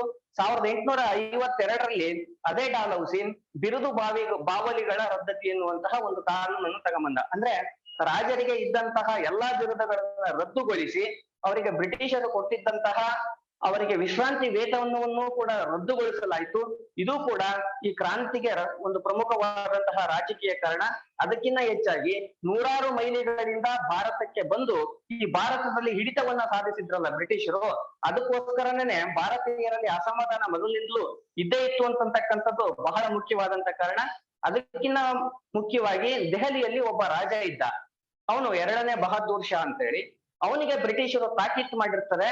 ಏನಂತ ಅಂದ್ರೆ, ನಿನ್ನ ಆಡಳಿತ ಮುಗಿದ ನಂತರ ನಿನ್ನ ಮಕ್ಕಳಿಗೆ ಆಡಳಿತವನ್ನು ನಡೆಸುವ ಹಕ್ಕಿಲ್ಲ, ಆದ್ರಿಂದ ನೀನು ದೆಹಲಿಯ ಕೆಂಪು ಕೋಟೆಯನ್ನ ನಮಗೆ ಬಿಟ್ಟು ಕೊಡಬೇಕು ಅನ್ನುವಂತಹ ಒಂದು ಎಚ್ಚರಿಕೆಯನ್ನು ಕೂಡ ಬ್ರಿಟಿಷರು ಕೊಟ್ಟಿರ್ತಾರೆ.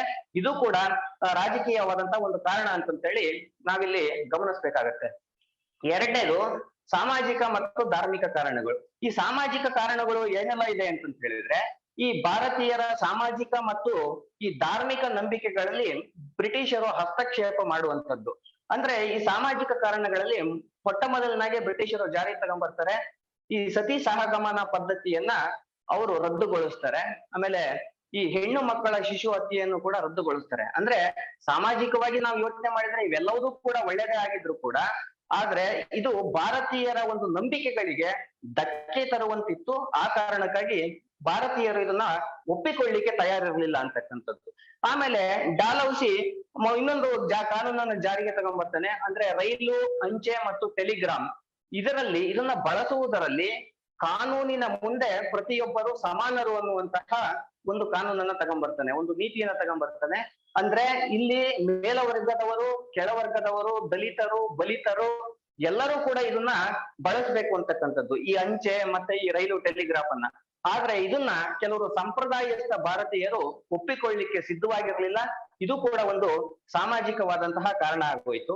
ಆಮೇಲೆ ಈ ಧಾರ್ಮಿಕ ಕಾರಣ ಅಂತಂತ ಹೇಳಿದ್ರೆ, ಈ ಹಿಂದೂಗಳಿಗೆ ಹಣದ ಆಮಿಷವನ್ನ ಒಡ್ಡಿ ಈ ಹಿಂದೂಗಳನ್ನ ಕ್ರಿಶ್ಚಿಯನ್ ಧರ್ಮಕ್ಕೆ ಮತಾಂತರಿಸುವಂತಹ ಕೆಲಸಗಳನ್ನು ಕೂಡ ಬ್ರಿಟಿಷರು ಮಾಡ್ತಾ ಇದ್ರು.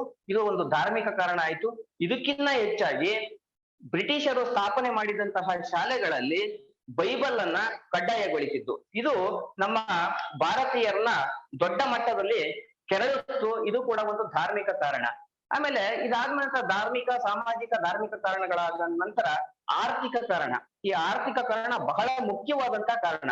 ಇದ್ರಲ್ಲಿ ಏನಾಯ್ತು ಅಂತಂದ್ರೆ, ಕಾರ್ನ್ವಾಲಿಸ್ ನ ಕಾಲದಲ್ಲಿ ಜಾರಿಗೆ ತಂದಂತಹ ಕಾಯಂ ಜಮೀನ್ದಾರಿ ಪದ್ಧತಿ, ಲಾರ್ಡ್ ಹೆಸ್ಟಿಂಗ್ ನ ಕಾಲದಲ್ಲಿ ಥಾಮಸ್ ವನ್ರೋ ಅನ್ನುವಂತಹ ವ್ಯಕ್ತಿ ಮದ್ರಾಸ್ ನಲ್ಲಿ ಜಾರಿಗೆ ತಗೊಂಬಂದಂತಹ ರೈತವಾದಿ ಪದ್ಧತಿ, ವಿಲಿಯಂ ಬೆಂಟಿಂಗ್ ನ ಕಾಲದಲ್ಲಿ ಮಹಾರಾಷ್ಟ್ರದಲ್ಲಿ ಮಹಲ್ಮಾರಿ ಪದ್ಧತಿಯನ್ನ ಜಾರಿಗೆ ತರಲಾಯಿತು. ಈ ಮೂರು ಪದ್ಧತಿಯ ಅಡಿಯಲ್ಲಿ ರೈತರಿಂದ ಅತ್ಯಂತ ಕ್ರೂರವಾಗಿ ಕಂದಾಯವನ್ನ ವಸೂಲಿ ಮಾಡುವಂತಹ ಒಂದು ಕೆಲಸ ನಡೆದಿತ್ತು. ಇದರಿಂದ ಭಾರತೀಯರು ಆಕ್ರೋಶಗೊಂಡ್ರು ಅಂತಕ್ಕಂಥದ್ದು ಕೂಡ ಅಷ್ಟೇ ಸತ್ಯ. ಅದಕ್ಕಿಂತ ಮುಖ್ಯವಾಗಿ ಇಂಗ್ಲೆಂಡ್ ನಲ್ಲಿ ಆದಂತಹ ಒಂದು ಕೈಗಾರಿಕಾ ಕ್ರಾಂತಿ, ಅಂದ್ರೆ ಭಾರತದಲ್ಲಿ ಇರುವಂತಹ ಎಲ್ಲ ಕಚ್ಚಾ ವಸ್ತುಗಳನ್ನು ಕೂಡ ಇಂಗ್ಲೆಂಡಿಗೆ ಅಲ್ಲಿಗೆ ರಫ್ತು ಮಾಡಿ ಅಲ್ಲಿಯ ಕೈಗಾರಿಕೆಗಳನ್ನ ಅಭಿವೃದ್ಧಿ ಪಡಿಸುವಂತದ್ದು. ಇದರಿಂದ ಭಾರತದಲ್ಲಿ ಏನಾಯ್ತು ಅಂತ ಹೇಳಿದ್ರೆ, ಭಾರತದಲ್ಲಿದ್ದಂತಹ ಗುಡಿ ಕೈಗಾರಿಕೆಗಳೆಲ್ಲ ನಶಿಸಿ ಹೋದವು. ಭಾರತದಲ್ಲಿದ್ದಂತಹ ಭಾರತೀಯರೆಲ್ಲ ಕೂಡ ನಿರುದ್ಯೋಗಿಗಳಾದ್ರು. ಇದನ್ನ ಒಬ್ಬ ಇತಿಹಾಸಕಾರ ಬಹಳ ಸ್ಪಷ್ಟವಾಗಿ ಒಂದು ಸುಂದರ ಸಾಲುಗಳಲ್ಲಿ ಉಲ್ಲೇಖ ಮಾಡ್ತಾನೆ. ಭಾರತ ಇಲ್ಲಿಯ ಮೇವನ್ನ ತಿಂದು ಇಂಗ್ಲೆಂಡಿಗೆ ಹಾಲುಣಿಸುವಂತಹ ಹಸುವಾಯಿತು, ಭಾರತೀಯರು ಇಲ್ಲಿ ಹಸುವಿನಿಂದಲೇ ನರಳಿದರು ಅನ್ನುವಂತಹ ಒಂದು ವಾಕ್ಯವನ್ನು ಬರೀತಾನೆ. ಈ ಮಾತನ್ನ ನಾವು ಗಮನಿಸಿದ್ರೆ ಬಹಳ ಸ್ಪಷ್ಟವಾಗಿ ಅರ್ಥ ಆಗುತ್ತೆ.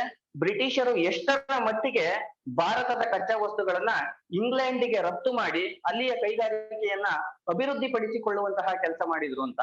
ಇದು ಕೂಡ ಒಂದು ನಮಗೆ ಆರ್ಥಿಕವಾದಂತಹ ಕಾರಣ ಆಗೋಯ್ತು. ಈ ಆರ್ಥಿಕ ಕಾರಣದ ಜೊತೆಗೆ ಇನ್ನು ಕೆಲವು ಸೈನಿಕ ಕಾರಣಗಳು. ಈ ಸೈನಿಕರ ಕಾರಣಗಳು ಯಾವ್ದ್ಯಾವ್ದು ಅಂತಂದ್ರೆ, 1857ರಲ್ಲಿ ಬ್ರಿಟಿಷರು ಸ್ಥಾಪನೆ ಮಾಡಿದಂತಹ ಸೈನ್ಯದಲ್ಲಿ ಕೇವಲ 44,000 ಜನ ಬ್ರಿಟಿಷ್ ಸೈನಿಕರಿದ್ರೆ 2,33,000 ಭಾರತೀಯರ ಸೈನಿಕರುಗಳಿದ್ರು. ಆದ್ರೆ ಇವರೆಲ್ಲರೂ ಭಾವನೆಗಳೇ ಆಗಿತ್ತು ಅಂತಂದ್ರೆ, ಇವರೆಲ್ಲರೂ ಒಟ್ಟಿಗೆ ಸೇರಿ ಬ್ರಿಟಿಷರಿನ ಭಾರತದಿಂದ ತೊಲಗಿಸ್ಬೇಕು ಅನ್ನುವಂಥದ್ದು ಇವ್ರ ಉದ್ದೇಶ ಆಗಿತ್ತು. ಆದ್ರೆ ಇಲ್ಲಿ ಒಂದು ತಾರತಮ್ಯ ನಡೀತಿತ್ತು, ವೇತನ ತಾರತಮ್ಯ ಅಂತ ಕರಿತೀವಿ. ವೇತನ ತಾರತಮ್ಯ ಅಂತ ಹೇಳಿದ್ರೆ, ಈ ಭಾರತೀಯರಿಗೆ ಬ್ರಿಟಿಷರಿಗೆ ಕೊಡುವ ಸಂಬಳದಲ್ಲಿ 8ನೇ ಒಂದು ಭಾಗವನ್ನ ಮಾತ್ರ ಭಾರತೀಯರಿಗೆ ಕೊಡ್ಲಾಗ್ತಿತ್ತು. ಅಂದ್ರೆ 80 ರೂಪಾಯಿ ಅವರಿಗೆ ಇತ್ತು ಅಂತಂದ್ರೆ ಬರೀ 10 ರೂಪಾಯಿ ಭಾರತೀಯರಿಗಿತ್ತು. ಈ ರೀತಿಯ ಒಂದು ವೇತನ ತಾರತಮ್ಯ ಮಾಡಿದ್ರು. ಆಮೇಲೆ 1854ರಲ್ಲಿ ಅಂದ್ರೆ ಕಲ್ಕತ್ತಾದಲ್ಲಿ ಸ್ಥಾಪನೆ ಆದಂತಹ ಅಂಚೆ, ಅದು ಭಾರತೀಯರಿಗೆ ಇದ್ದಂತಹ ಉಚಿತ ಸೇವೆಯನ್ನ ರದ್ದುಗೊಳಿಸಿದ್ರು. ಅಂದ್ರೆ ಭಾರತೀಯರಿಗೆ ಯಾವುದೇ ತರದ ಉಚಿತ ಸೇವೆ ಅಂಚೆ ಕೊಡ್ಲಿಕ್ಕೆ ಸಿದ್ಧವಾಗಿರ್ಲಿಲ್ಲ. ಆ ಇದ್ದಂತ ಉಚಿತ ಸೇವೆಯನ್ನ ರದ್ದುಗೊಳಿಸಿದ್ರು. ಇದು ಕೂಡ ಒಂದು ಸೈನಿಕರಿಗೆ ಕಾರಣವಾಯ್ತು. ಆಮೇಲೆ ಈ ಸೈನಿಕರಿಗೆ ಒಂದು ಕಾನೂನನ್ನ ತಗೊಂಬಂದ್ರು, ನೀತಿಯನ್ನ ತಗೊಂಬಂದ್ರು, ಕಡ್ಡಾಯವಾಗಿ ಸಮುದ್ರಯಾನವನ್ನ ಮಾಡ್ಲೇಬೇಕು ಅಂತ. ಅಂದ್ರೆ ಭಾರತದಲ್ಲಿ ನಮಗೆಲ್ಲರಿಗೂ ಗೊತ್ತಿರೋ ಹಂಗೆ ಸಮುದ್ರವನ್ನ ದಾಟಿ ಹೋಗುವಂತದ್ದು ನಿಶ್ಚಿತವಾಗಿತ್ತು ಭಾರತೀಯರಿಗೆ. ಆದ್ರೆ ಇವರು ಕಡ್ಡಾಯವಾಗಿ ಸಮುದ್ರಯಾನವನ್ನ ಮಾಡ್ಲೇಬೇಕು ಅನ್ನುವಂತಹ ಒಂದು ನೀತಿಯನ್ನ ಜಾರಿಗೆ ತಗೊಂಬಂದ್ರು. ಆಮೇಲೆ ಇನ್ನು ಕೊನೆಯದಾಗಿ ಈ ಭಾರತೀಯ ಸೈನಿಕರನ್ನ ಬ್ರಿಟಿಷ್ ಸೈನಿಕರು ಬಹಳ ಕೀಳಾಗಿ ಕಾಣ್ತಾ ಇದ್ದಂಥದ್ದು. ಅಂದ್ರೆ ಅವ್ರನ್ನ ಕೆಟ್ಟ ಶಬ್ದಗಳನ್ನ ಬಳಸಿ ಅವ್ರನ್ನ ನಿಂದಿಸ್ತಾ ಇರ್ತಕ್ಕಂಥದ್ದು, ಈ ಕೆಲಸಗಳನ್ನೆಲ್ಲ ನಡೀತಿತ್ತು. ಜನಾಂಗೀಯ ತಾರತಮ್ಯ ಅಂತ ಕರಿತೀವಿ. ಈ ಜನಾಂಗೀಯ ತಾರತಮ್ಯಗಳು ಕೂಡ ಈ ಭಾರತೀಯ ಸೈನಿಕರುಗಳ ಮೇಲೆ ನಡೆದಿತ್ತು. ಇದು ಕೂಡ ಇದು ಆರ್ಥಿಕವಾದಂತಹ ಕಾರಣಗಳು. ಇವೆಲ್ಲ ಸೈನಿಕ ಕಾರಣಗಳು. ಈ ಸೈನಿಕ ಕಾರಣಗಳಾದ್ಮೇಲೆ ಈ ತತ್ಕ್ಷಣದ ಕಾರಣಗಳು ಅಂತ ಹೇಳಿ ನಾವು ಒಂದಷ್ಟು ಕೆಲವು ಕಾರಣಗಳನ್ನ ಕರಿತೀವಿ. ತತ್ಕ್ಷಣಕ್ಕೆ ಪ್ರಾರಂಭವಾದಂತಹ ಕಾರಣಗಳು ಅಂತಂದ್ರೆ, ಈ ಸೈನಿಕ ಕಾರಣ ಆದ ನಂತರ ಈ ತತ್ಕ್ಷಣದ ಕಾರಣಗಳೇನು ಅಂತಂದ್ರೆ, 1757ರಲ್ಲಿ ಪ್ರಾಚೀಕರಣ ನಡೆದಿತ್ತು. ಅಂದ್ರೆ 1857ಕ್ಕೆ ಇದು ಬರೋಬ್ಬರಿ 100 ವರ್ಷ ತುಂಬಿತ್ತು. ಈ ಒಂದು ವಿಜಯದ ಸಂಭ್ರಮಕ್ಕೋಸ್ಕರ ಭಾರತೀಯರಿಗೆ ಬ್ರಿಟಿಷರು ದೇಶದಾದ್ಯಂತ ಸಿಹಿ ಹಂಚಿಕೆಯನ್ನ ಮಾಡ್ತಾ ಇದ್ರು. ಅಂದ್ರೆ ಕೇಕ್ಗಳನ್ನ ಕೊಡುವಂತಹ ಕೆಲಸಗಳನ್ನ ಮಾಡ್ತಿದ್ರು. ಆ ಕೇಕ್ಗಳಿಗೆ ಹಂದಿ ಮತ್ತು ದನದ ಕೊಬ್ಬನ್ನ ಬೆರೆಸಲಾಗಿದೆ ಅನ್ನುವಂತಹ ಒಂದು ಗಾಳಿ ಸುದ್ದಿ ಭಾರತೀಯರಲ್ಲಿ ಹರಡ್ತು. ಇದು ಆ ತತ್ಕ್ಷಣದ ಕಾರಣ ಅಂತ ಕರಿತೀವಿ. ಅದರ ಜೊತೆಗೆ ಬ್ರಿಟಿಷರಿಗೆ ಕೊಡಲಾಗಿದ್ದಂತಹ ಎನ್ಫೀಲ್ಡ್ ಬಂದೂಕುಗಳಿಗೆ ಹಂದಿ ಮತ್ತು ದನದ ಕೊಬ್ಬನ್ನ ಸವರಿದ್ರು. ಇದನ್ನ ಭಾರತೀಯರು ಬಳಸಲಿಕ್ಕೆ ನಿರಾಕರಿಸಿದ್ರು. ಆ ಕಾರಣಕ್ಕಾಗಿ ಈ ದಂಗೆ ಪ್ರಾರಂಭ ಆಯ್ತು ಅಂತ ಹೇಳಿ ನಾವು ಇಲ್ಲಿ ನೋಡ್ಲೇಬೇಕು. ಇದು ಮುಖ್ಯವಾದಂತ ವಿಚಾರಗಳು. ಇವೆಲ್ಲವೂ ಕೂಡ ಸಾವರ್ಕರ್ ಆ ಪುಸ್ತಕದಲ್ಲಿ ಹೇಳ್ತಾರೆ. ಈ ನಂತರ ದಿನಗಳಲ್ಲಿ ಎಲ್ಲೆಲ್ಲಿ ಮೊದಲು ದಂಗೆಗಳು ಪ್ರಾರಂಭವಾಯಿತು, ಈ ದಂಗೆ ಮೊದಲ ಬಾರಿಗೆ ಪ್ರಾರಂಭವಾಗಿದ್ದು ಹೇಗೆ ಅನ್ನೋದನ್ನ ನಾವಿಲ್ಲಿ ತಿಳ್ಕೊಬೇಕಾಗಿರೋಂಥದ್ದು ಬಹಳ ಮುಖ್ಯ. ಈ ಬಂಗಾಳದ ಬ್ಯಾರಕ್ಪುರದಲ್ಲಿ ಒಂದು ಬ್ರಿಟಿಷರ ಒಂದು ಸೈನ್ಯ ಇತ್ತು. ಅದೊಂದು 34ನೇ ಕಾಲ್ದಳದ ತುಕಡಿ ಅಂತ ಕರಿತೀವಿ, ಇನ್ಫ್ಯಾಂಟ್ರಿ ಅಂತ ಏನ್ ಕರಿತೀವಿ, ಅದು 34ನೇ ಕಾಲ್ದಳ. ಅಲ್ಲಿ ಒಬ್ಬ ಸಂಪ್ರದಾಯಸ್ಥ ಸೈನಿಕ ಇದ್ದ, ಅವನ ಹೆಸರು ಮಂಗಲ್ ಪಾಂಡೆ ಅಂತ ಹೇಳಿ. ಅವನು ಮೊದಲ ಬಾರಿಗೆ ಹೇಳ್ತಾನೆ, ಅವರಿಗೆ ಕೊಟ್ಟಂತಹ ಎನ್ಫೀಲ್ಡ್ ಬಂದೂಕುಗಳನ್ನ ಬಳಸಲು ನಿರಾಕರಿಸಿ ಅವನು ದಂಗೆ ಎದ್ದು ನೀಲ್ ಫೀಟರ್ ಅನ್ನುವಂತಹ ಒಬ್ಬ ವ್ಯಕ್ತಿಯನ್ನ ಹತ್ಯೆ ಮಾಡ್ತಾನೆ. ಅವನ ಜೊತೆಗೆ ಮತ್ತೊಬ್ಬ ಈಶ್ವರ್ ಪಾಂಡೆ ಅನ್ನುವಂತಹ ವ್ಯಕ್ತಿ ಕರ್ನಲ್ ಬಾಗ್ ಅನ್ನುವಂತಹ ಒಬ್ಬ ವ್ಯಕ್ತಿಯನ್ನು ಕೂಡ ಹತ್ಯೆ ಮಾಡ್ತಾನೆ. ಆಗ ಈ ನಮ್ಮ ಈ ವ್ಯಕ್ತಿಯನ್ನ ಏನ್ ಮಾಡ್ತಾರೆ, ಈ ಮಂಗಲ್ ಪಾಂಡೆಯನ್ನ ಗಲ್ಲಿಗೇರಿಸಲಾಗುತ್ತೆ.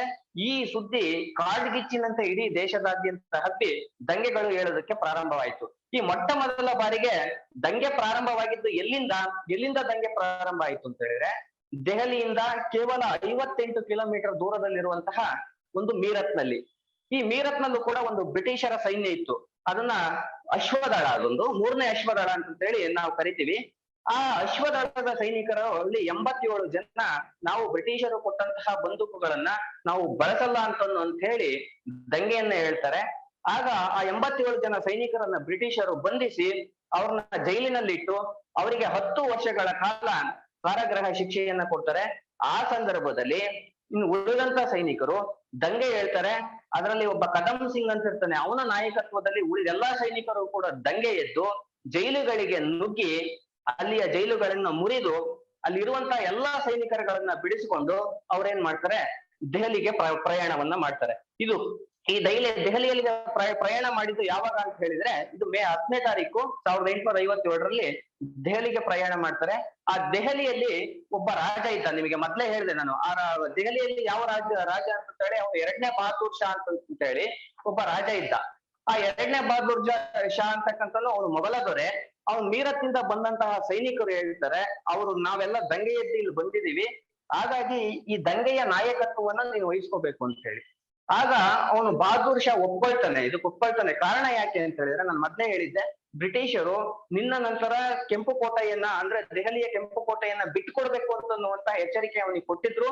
ಆದ ಕಾರಣಕ್ಕಾಗಿ ಅವನು ಇದಕ್ಕೆ ಸಮ್ಮತಿಸಿ ಅವನು ನಾಯಕತ್ವವನ್ನು ವಹಿಸ್ಕೊಳ್ತಾನೆ. ವಹಿಸ್ಕೊಂಡ್ಮೇಲೆ ಮೊದಲ ಬಾರಿಗೆ ದೆಹಲಿಯಲ್ಲಿ ಇದ್ದಕ್ಕಂತಹ ಎಲ್ಲಾ ಬ್ರಿಟಿಷ್ ಸೈನಿಕರನ್ನ ದಂಗೆ ಎದ್ದು ಬ್ರಿಟಿಷ್ ಸೈನಿಕರನ್ನ ಆಚೆಗೆ ಕಳಿಸ್ತಾರೆ. ಆಚೆಗೆ ಕಳಿಸ್ಕೊಂಡ್ಮೇಲೆ ದೆಹಲಿಯನ್ನ ವಶಪಡಿಸ್ಕೊಳ್ತಾರೆ. ಅವ್ನು ದೆಹಲಿಯನ್ನ ಗೆದ್ದ ಮೇಲೆ ಎಲ್ಲಾ ಸೈನಿಕರು ಸೇರಿ ಈ 2ನೇ ಬಹದ್ದೂರ್ ಶಾನನ್ನ ಭಾರತೀಯ ಚಕ್ರವರ್ತಿಯನ್ನಾಗಿ ಘೋಷಣೆಯನ್ನ ಮಾಡ್ತಾರೆ. ಭಾರತದ ಮೊಟ್ಟ ಮೊದಲ ಚಕ್ರವರ್ತಿ ಯಾರು ಅಂತ ಹೇಳಿದ್ರೆ 2ನೇ ಬಹದ್ದೂರ್ ಶಾ. ಅವನ ಚಕ್ರವರ್ತಿಯನ್ನಾಗಿ ಘೋಷಣೆ ಮಾಡ್ತಾರೆ. ಆ ಚಕ್ರವರ್ತಿಯನ್ನಾಗಿ ಘೋಷಣೆ ಮಾಡಿದ ನಂತರ, ಅಂದ್ರೆ ಒಂದು 3-4 ತಿಂಗಳಾಗಿತ್ತು ಅಷ್ಟೇ, ಸೆಪ್ಟೆಂಬರ್ 7ನೇ ತಾರೀಕು ಅಲ್ಲಿಗೊಬ್ಬ ನಿಕೋಲ್ಸನ್ ಅನ್ನುವಂತ ಒಬ್ಬ ವ್ಯಕ್ತಿ ಬರ್ತಾನೆ. ಅವನು ಬಂದು ಏನ್ ಮಾಡ್ತಾನೆ, ಬಹದ್ದೂರ್ ಶಾನನ್ನ ಸೋಲಿಸ್ತಾನೆ. ಅಂದ್ರೆ ದೊಡ್ಡದಾದಂತಹ ಒಂದು ಸೈನ್ಯವನ್ನು ತಗೊಂಡ್ಬಂದು ಅವನಿಗೆ ಬಹದ್ದೂರ್ ಶಾನನ್ನ ಸೋಲಿಸ್ತಾನೆ. ಅದ್ರ ಜೊತೆ ಒಳಗಡೆ ಅವನಿಗಿಬ್ರು ಗಂಡು ಮಕ್ಕಳು ಇರ್ತಾರೆ.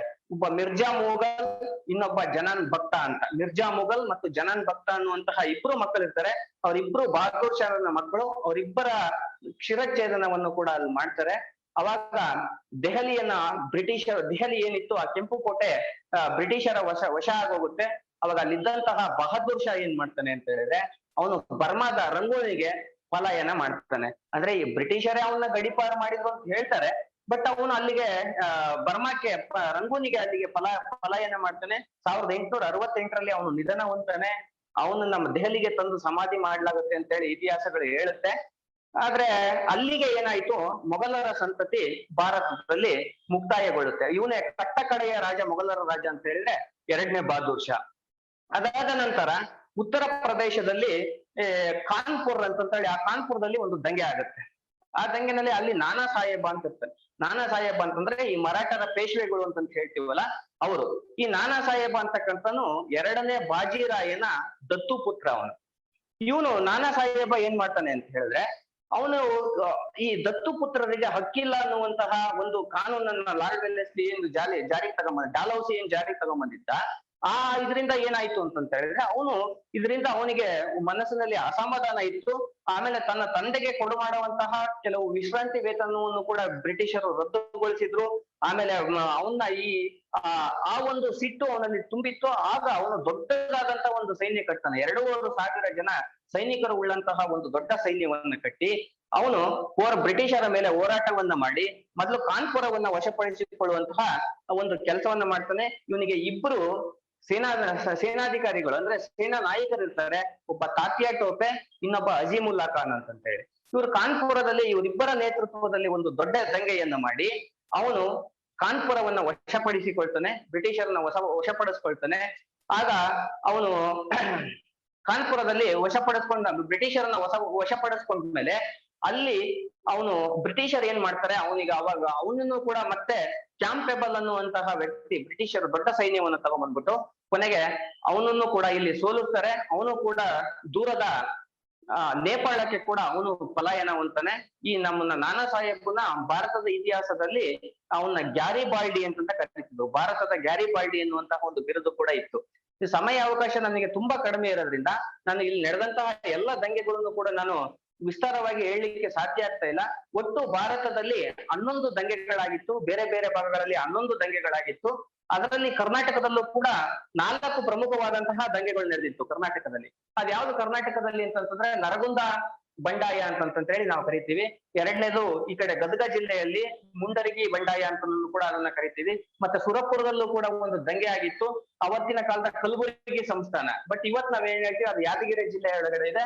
ಅಲ್ಲಿ ವೆಂಕಟಪ್ಪ ನಾಯಕ ಅನ್ನುವಂತಹ ಒಬ್ಬ ನಾಯಕನ ನೇತೃತ್ವದಲ್ಲಿ ಅದು ಸುರಪುರ ವೆಂಕಟಪ್ಪನ ಸುರಪುರ ದಂಗೆ ಅಂತಲೇ ಅದಕ್ಕೆ ಹೆಸರು.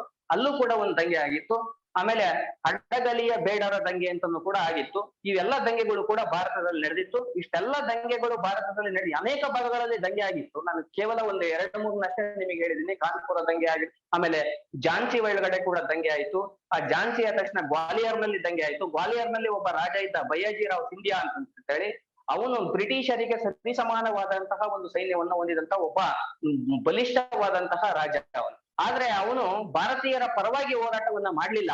ಅಲ್ಲಿ ಒಬ್ಬ ಮೇಜರ್ ಜನರಲ್ ನಮಗೆ ಗವರ್ನರ್ ಜನರಲ್ ಒಬ್ಬ 1857ರ ಸ್ವಾತಂತ್ರ್ಯ ಸಂಗ್ರಾಮದಲ್ಲಿ ಇದ್ದಂತಹ ಒಬ್ಬ ಮೇಜರ್ ಜನರಲ್ ಹೇಳ್ತಾನೆ, ಗವರ್ನರ್ ಜನರಲ್ ಒಂದು ಮಾತನ್ನ ಹೇಳ್ತಾನೆ. ಏನಂತ ಅಂತ ಹೇಳಿದ್ರೆ, ಒಂದು ಪಕ್ಷ ಏನಾದ್ರು ಬಯ್ಯಾಜಿರಾವ್ ಸಿಂಧಿಯಾ ಭಾರತೀಯರ ಪರವಾಗಿ ಏನಾದ್ರು ಹೋರಾಟವನ್ನ ಮಾಡಿದ್ದೇ ಆಗಿದ್ದಿದ್ರೆ ನಾವು 1857ರಲ್ಲೇ ಕೂಡ ನಾವು ಗಂಟು ಮುಟ್ಟೆಯನ್ನ ಭಾರತದಿಂದ ಕಟ್ಟಬೇಕಾಗಿತ್ತು. ಆ ಸಂದರ್ಭ ಒದಗಿ ಬರ್ತಿತ್ತು ಅನ್ನುವಂತ ಮಾತನ್ನ ಹೇಳ್ತಾನೆ. ಅಷ್ಟು ಬ್ರಿಟಿಷರಿಗೆ ಸರಿಸಮಾನವಾದಂತಹ ಒಂದು ದೊಡ್ಡ ಸೈನ್ಯವನ್ನ ಹೊಂದಿದಂತಹ ವ್ಯಕ್ತಿ ಅವನು. ಸಂದರ್ಭ ಸಿಕ್ಕಾಗ, ಅವಕಾಶಗಳು ಸಿಕ್ಕಾಗೆಲ್ಲ ಬ್ರಿಟಿಷರಿಗೆ ಬೆಂಬಲವನ್ನ ಕೊಡ್ತಾ ಇದ್ದ. ಹಾಗಾಗಿ ಅವ್ರನ್ನ ಗೆಲ್ಲೋದಕ್ಕಾಗ್ಲಿಲ್ಲ. ಈಗ ಝಾನ್ಸಿ ದಂಗೆ ಆಗಿತ್ತು, ಆಮೇಲೆ ಲಕ್ನೋ ದಂಗೆ ಆಯ್ತು. ಹಿಂಗೆ ಅನೇಕ ದಂಗೆಗಳು. ಒಟ್ಟು ಭಾರತದಲ್ಲಿ 11 ದಂಗೆ ಆಯ್ತು. 4 ಕರ್ನಾಟಕದಲ್ಲೂ ಕೂಡ ದಂಗೆಗಳಾಗಿತ್ತು. ಇಷ್ಟೆಲ್ಲಾ ದಂಗೆಗಳು ಆದ್ರೂ ಕೂಡ ನಮಗೆ ಭಾರತಕ್ಕೆ ಸ್ವಾತಂತ್ರ್ಯ ಏನು ಬರ್ಲಿಲ್ಲ. ಇದಕ್ಕೆ ಕಾರಣ ಏನು ಅಂತ ಹೇಳಿದ್ರೆ, ಈ ಒಟ್ಟು 1857ರ ದಂಗೆ ಏನಿತ್ತು ಅದು ಸಂಪೂರ್ಣವಾಗಿ ವಿಫಲ ಆಯ್ತು. ಇದಕ್ಕೆ ಕಾರಣ ಏನು ಅಂತಂದ್ರೆ, ಈ ದಂಗೆಗೆ ನಾವು ಪೂರ್ವ ನಿಯೋಜಿತವಾಗಿ ಇರ್ಲಿಲ್ಲ. ಈ ದಂಗೆ ಇದು ಅನಿರೀಕ್ಷಿತ ಕಾರಣಗಳಿಗಾಗಿ ಆದಂತ ಒಂದು ದಂಗೆ. ಆ ಸಂದರ್ಭದಲ್ಲಿ ನಮಗೆ ಸೂಕ್ತವಾಗಿ ಬೇಕಾದಂತಹ ಶಸ್ತ್ರಾಸ್ತ್ರಗಳ ವ್ಯವಸ್ಥೆ ಇರಲಿಲ್ಲ. ಸಾರಿಗೆ ಸಂಪರ್ಕಗಳು ಕೂಡ ನಮ್ಮಲ್ಲಿ ಇರ್ಲಿಲ್ಲ. ಆಮೇಲೆ ಕೆಲವು ರಾಜರುಗಳು ನಮಗೆ ಮೋಸ ಮಾಡುವಂತಹ ಕೆಲಸಗಳನ್ನು ಮಾಡಿದ್ರು. ಇನ್ನು ಬಹಳಷ್ಟು ರಾಜರುಗಳು ಭಾರತದಲ್ಲಿದ್ದಂತರು ತಟಸ್ಥ ನೀತಿಯನ್ನ ಅನುಸರಿಸಿದ್ರು. ತಟಸ್ಥ ನೀತಿ ಅಂದ್ರೆ ಅವ್ರು ಯಾವ್ದಕ್ಕೂ ಬರಲೇ ಇಲ್ಲ. ಇದರಲ್ಲಿ ಕಾಶ್ಮೀರದಲ್ಲಿ ಒಬ್ಬ ರಾಜ ಇದ್ದ, ಅವನು ತಟಸ್ಥ ನೀತಿಯನ್ನ ಅನುಸರಿಸ್ತಾ, ಮೈಸೂರಿನಲ್ಲಿ ಇರ್ತಕ್ಕಂಥ ಮುಮ್ಮಾಡಿ ಕೃಷ್ಣರಾಜ ಒಡೆಯರು ಕೂಡ ಅವರು ತಟಸ್ಥ ನೀತಿಯನ್ನ ಅನುಸರಿಸ್ತಾ ಬಂದ್ರು. ಈ ಬಹಳಷ್ಟು ರಾಜರುಗಳು ಕೂಡ ತಟಸ್ಥ ನೀತಿಯನ್ನು ಅನುಸರಿಸಿದ್ದರ ಕಾರಣ ನಾವು ಭಾರತಕ್ಕೆ ಸ್ವಾತಂತ್ರ್ಯವನ್ನು ತಂದ್ಕೊಡ್ಲಿಕ್ಕಾಗ್ಲಿಲ್ಲ. ಆದ್ರಿಂದ ಈ ದಂಗೆಯಿಂದ ಆಗಿತ್ತು ಸ್ವಲ್ಪ ಉಪಯೋಗ ಏನು ಅಂತ ಹೇಳಿದ್ರೆ, ನಮ್ಗೆ ಏನಾದ್ರು ಒಂದು ಉಪಯೋಗ ಆಯ್ತು ಅಂತ ಹೇಳಿದ್ರೆ, ಆ ಸಂದರ್ಭದಲ್ಲಿ ವಿಕ್ಟೋರಿಯಾ ರಾಣಿ ಒಂದು ಉದ್ಘೋಷಣೆಯನ್ನ ಮಾಡ್ತಾಳೆ. ಏನು ಅಂತ ಹೇಳಿದ್ರೆ, ಇನ್ನು ಮುಂದೆ ನಾವು ಭಾರತೀಯರ ಧಾರ್ಮಿಕ ಮತ್ತು ಸಾಮಾಜಿಕ ವಿಚಾರಗಳಲ್ಲಿ ತಲೆ ಹಾಕಲ್ಲ ಅಂತೇಳಿ ಒಂದು ಸ್ಪಷ್ಟವಾದಂತಹ ಘೋಷಣೆಯನ್ನ ಮಾಡ್ತಾಳೆ. ಅದ್ರ ಜೊತೆ ಒಳಗಡೆ ಏನಾಯ್ತು ಅಂತಂದ್ರೆ 1858 ನವೆಂಬರ್ ಅಲ್ಲಿ ಬ್ರಿಟಿಷ್ ಅಂದ್ರೆ ವಿಕ್ಟೋರಿಯಾ ರಾಣಿ ಏನು ಘೋಷಣೆಯನ್ನ ಮಾಡಿದ್ಲು ಅದನ್ನ ಭಾರತೀಯರಿಗೆ ತಿಳಿಸುವಂತಹ ಒಂದು ದರ್ಬಾರನ್ನು ಕೂಡ ಅಲ್ಲಿಯ ಗವರ್ನರ್ ಲಾರ್ಡ್ ಕ್ಯಾನಿಂಗ್ ಅಂತನ್ನುವಂತಹ ಒಬ್ಬ ವ್ಯಕ್ತಿ ಒಂದು ದರ್ಬಾರನ್ನ ನಡೆಸ್ತಾನೆ. ಅದನ್ನ ಉತ್ತರ ಪ್ರದೇಶದ ಅಲಹಾಬಾದ್ ನಲ್ಲಿ ದರ್ಬಾರ್ ನಡೆಯುತ್ತೆ. ಆ ದರ್ಬಾರದಲ್ಲಿ ವಿಕ್ಟೋರಿಯಾ ರಾಣಿ ಏನೇನ್ ಘೋಷಣೆಗಳನ್ನು ಮಾಡಿದ್ಲು ಅದನ್ನು ಭಾರತೀಯರಿಗೆ ತಿಳಿಸುವಂತಹ ವ್ಯವಸ್ಥೆ ಆಗಿರುತ್ತಲ್ಲಿ. 1858ರಲ್ಲಿ ಅದನ್ನ ನಾವು ಏನೇನ್ ಹೇಳಿದ್ವಿ ಅಂತಂದ್ರೆ ನಾವು ಅವಾಗ ಏನು ಈ ವೈಸ್ರಾಯಿನ ಆಡಳಿತವನ್ನ ಜಾರಿಗೆ ತಗೊಂಡ್ಬರ್ತಾರೆ. ಈಸ್ಟ್ ಇಂಡಿಯಾ ಕಂಪನಿಯನ್ನ 1857ರಲ್ಲಿ ಅದನ್ನ ರದ್ದುಗೊಳಿಸಲಾಗುತ್ತೆ.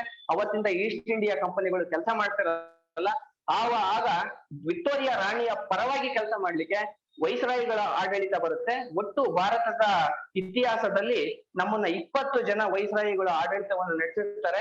1858ರಲ್ಲಿ ಆದಂತಹ ಒಂದು ಉಪಯೋಗಗಳು ಅಂತಂತಂದ್ರೆ ಬಂದಂತಹ ಕೆಲವು ಕಾನೂನುಗಳನ್ನ 1858ರ ಭಾರತ ಸರ್ಕಾರದ ಕಾಯಿದೆ ಅಂತೇಳಿ ನಾವು ಕರಿತೀವಿ. ಅಂದ್ರೆ ಇದು ನಮಗೆ ಸ್ವಲ್ಪ ಸ್ವಾತಂತ್ರ್ಯ ಕೊಟ್ಟಂಗೆ ಇತ್ತು, ಆದ್ರೆ ಪೂರ್ಣ ಪ್ರಮಾಣದಲ್ಲಿ ಸ್ವಾತಂತ್ರ್ಯವನ್ನ ಕೊಟ್ಟಿರ್ಲಿಲ್ಲ. ಆದ ಕಾರಣಕ್ಕೆ ಇದನ್ನ ಮ್ಯಾಗ್ನಾ ಕಾರ್ಟ ಅಂತಾನೂ ಕೂಡ ಕರಿತೀವಿ. ಈಸ್ಟ್ ಇಂಡಿಯಾ ಕಂಪನಿ ರದ್ದಾಗಿತ್ತು, ಅದೊಂದು ನಮಗೆ ಆಯ್ದಂತ ಉಪಯೋಗ. ವೈಸ್ರಾಯಿಗಳ ಆಡಳಿತ ಬಂತು. 1858ರಿಂದ 1957 ತನಕ ಕೂಡ ಇದುವರೆಗೂ 20 ಜನ ವೈಸ್ರಾಯರುಗಳು ಭಾರತದಲ್ಲಿ ಆಡಳಿತವನ್ನ ಮಾಡಿದ್ರು. ಇನ್ನು ಅನೇಕ ವಿಚಾರಗಳನ್ನ ನಾನು ಹೇಳ್ಬೇಕಾಗಿತ್ತು ಈ ಸಂದರ್ಭದಲ್ಲಿ. ಇದಕ್ಕೆ ಸಮಯ ಅವಕಾಶಗಳು ಇರೋದ್ರಿಂದ ನಾನು ಆದಷ್ಟು ಸರಳವಾಗಿ ಮತ್ತು ಸಂಕ್ಷಿಪ್ತವಾಗಿ ಈ 1857ರ ಪ್ರಥಮ ಸ್ವಾತಂತ್ರ್ಯ ಸಂಗ್ರಾಮವನ್ನ ನಾನು ಇಲ್ಲಿ ತಿಳಿಸುವಂತ ಪ್ರಯತ್ನವನ್ನು ಮಾಡಿದ್ದೀನಿ. ಈ ಅವಕಾಶವನ್ನ ಕೊಟ್ಟು ನನಗೆ ಈ ಸಂದರ್ಭದಲ್ಲಿ ನನಗೂ ಈ 4 ಮಾತುಗಳನ್ನ ಕೆಲವು ವಿಚಾರಗಳನ್ನ ಮಾತಾಡ್ಲಿಕ್ಕೆ ಅವಕಾಶವನ್ನ ಕೊಟ್ಟು ಮತ್ತು ಯುವಕರಲ್ಲಿ ಸದಾ ರಾಷ್ಟ್ರಭಕ್ತಿಯ ಜಾಗೃತಿಯನ್ನ ಮೂಡಿಸ್ತಾ ರಾಷ್ಟ್ರಭಕ್ತಿಯ ನಶೆಯನ್ನ ಏರಿಸ್ತಿರುವಂತಹ ದಿಶಾ ಸಂಸ್ಥೆ ಅವರಿಗೆ ನಾನು ಅತ್ಯಂತ ಪ್ರೀತಿಪೂರ್ವಕ ನಮನಗಳನ್ನು ಸಮರ್ಪಿಸುತ್ತಾ ಮತ್ತು ನನ್ನ ಕೃತಜ್ಞತೆಗಳನ್ನು ಸಮರ್ಪಿಸುತ್ತಾ ನನ್ನ ಮಾತಿಗೆ ಮಂಗಳನ್ನ ಆಡ್ತಿದ್ದೀನಿ. ಜೈ ಹಿಂದ್, ವಂದೇ ಮಾತರಂ. ನಮಸ್ಕಾರ. Thanks a lot, sir. Your words were inspiring, interesting, and very informative. I thank Disha Bharat for giving me an opportunity to anchor the Day 1 events. I learnt a lot and it was a lifetime experience. Thank you, Disha Bharat. Over to you, ma'am. Namaste, everyone. Thank you very much, Srividya. Such a wonderful anchor. She herself is so talented, and she was so good in recognizing everyone's talent. So here we had today Srividya pursuing PUC with RNS PU College, Chanasandra, Bengaluru. She herself is a dancer, singer, and a kabaddi player. So that's what we call it as an all-round development. Great to have you today with us, Srividya. Thank you so much to be our anchor for the day. And ನಮ್ಮೆಲ್ಲರ ವೀಕ್ಷಕರಲ್ಲಿ ಒಂದು ವಿನಮ್ರ ವಿನಂತಿ ಮತ್ತು ಸೂಚನೆ. ಏನ್ ಗೊತ್ತಾ, ನಮ್ಗೆ ಇಷ್ಟವಾದಂತಹ ಯಾವ್ದಾದ್ರು ಟಿವಿ ಚಾನೆಲ್ ಆಗ್ಬೋದು, FM ಚಾನೆಲ್ ಆಗ್ಬೋದು, ಬಹಳ ಇಷ್ಟ ಆದ್ರೆ ಏನ್ ಮಾಡ್ತೀವಿ, ಪ್ರತಿನಿತ್ಯ ನಾವು ಅದನ್ನ ಟ್ಯೂನ್ ಮಾಡ್ಕೊಂಡ್ಬಿಡ್ತೀವಿ.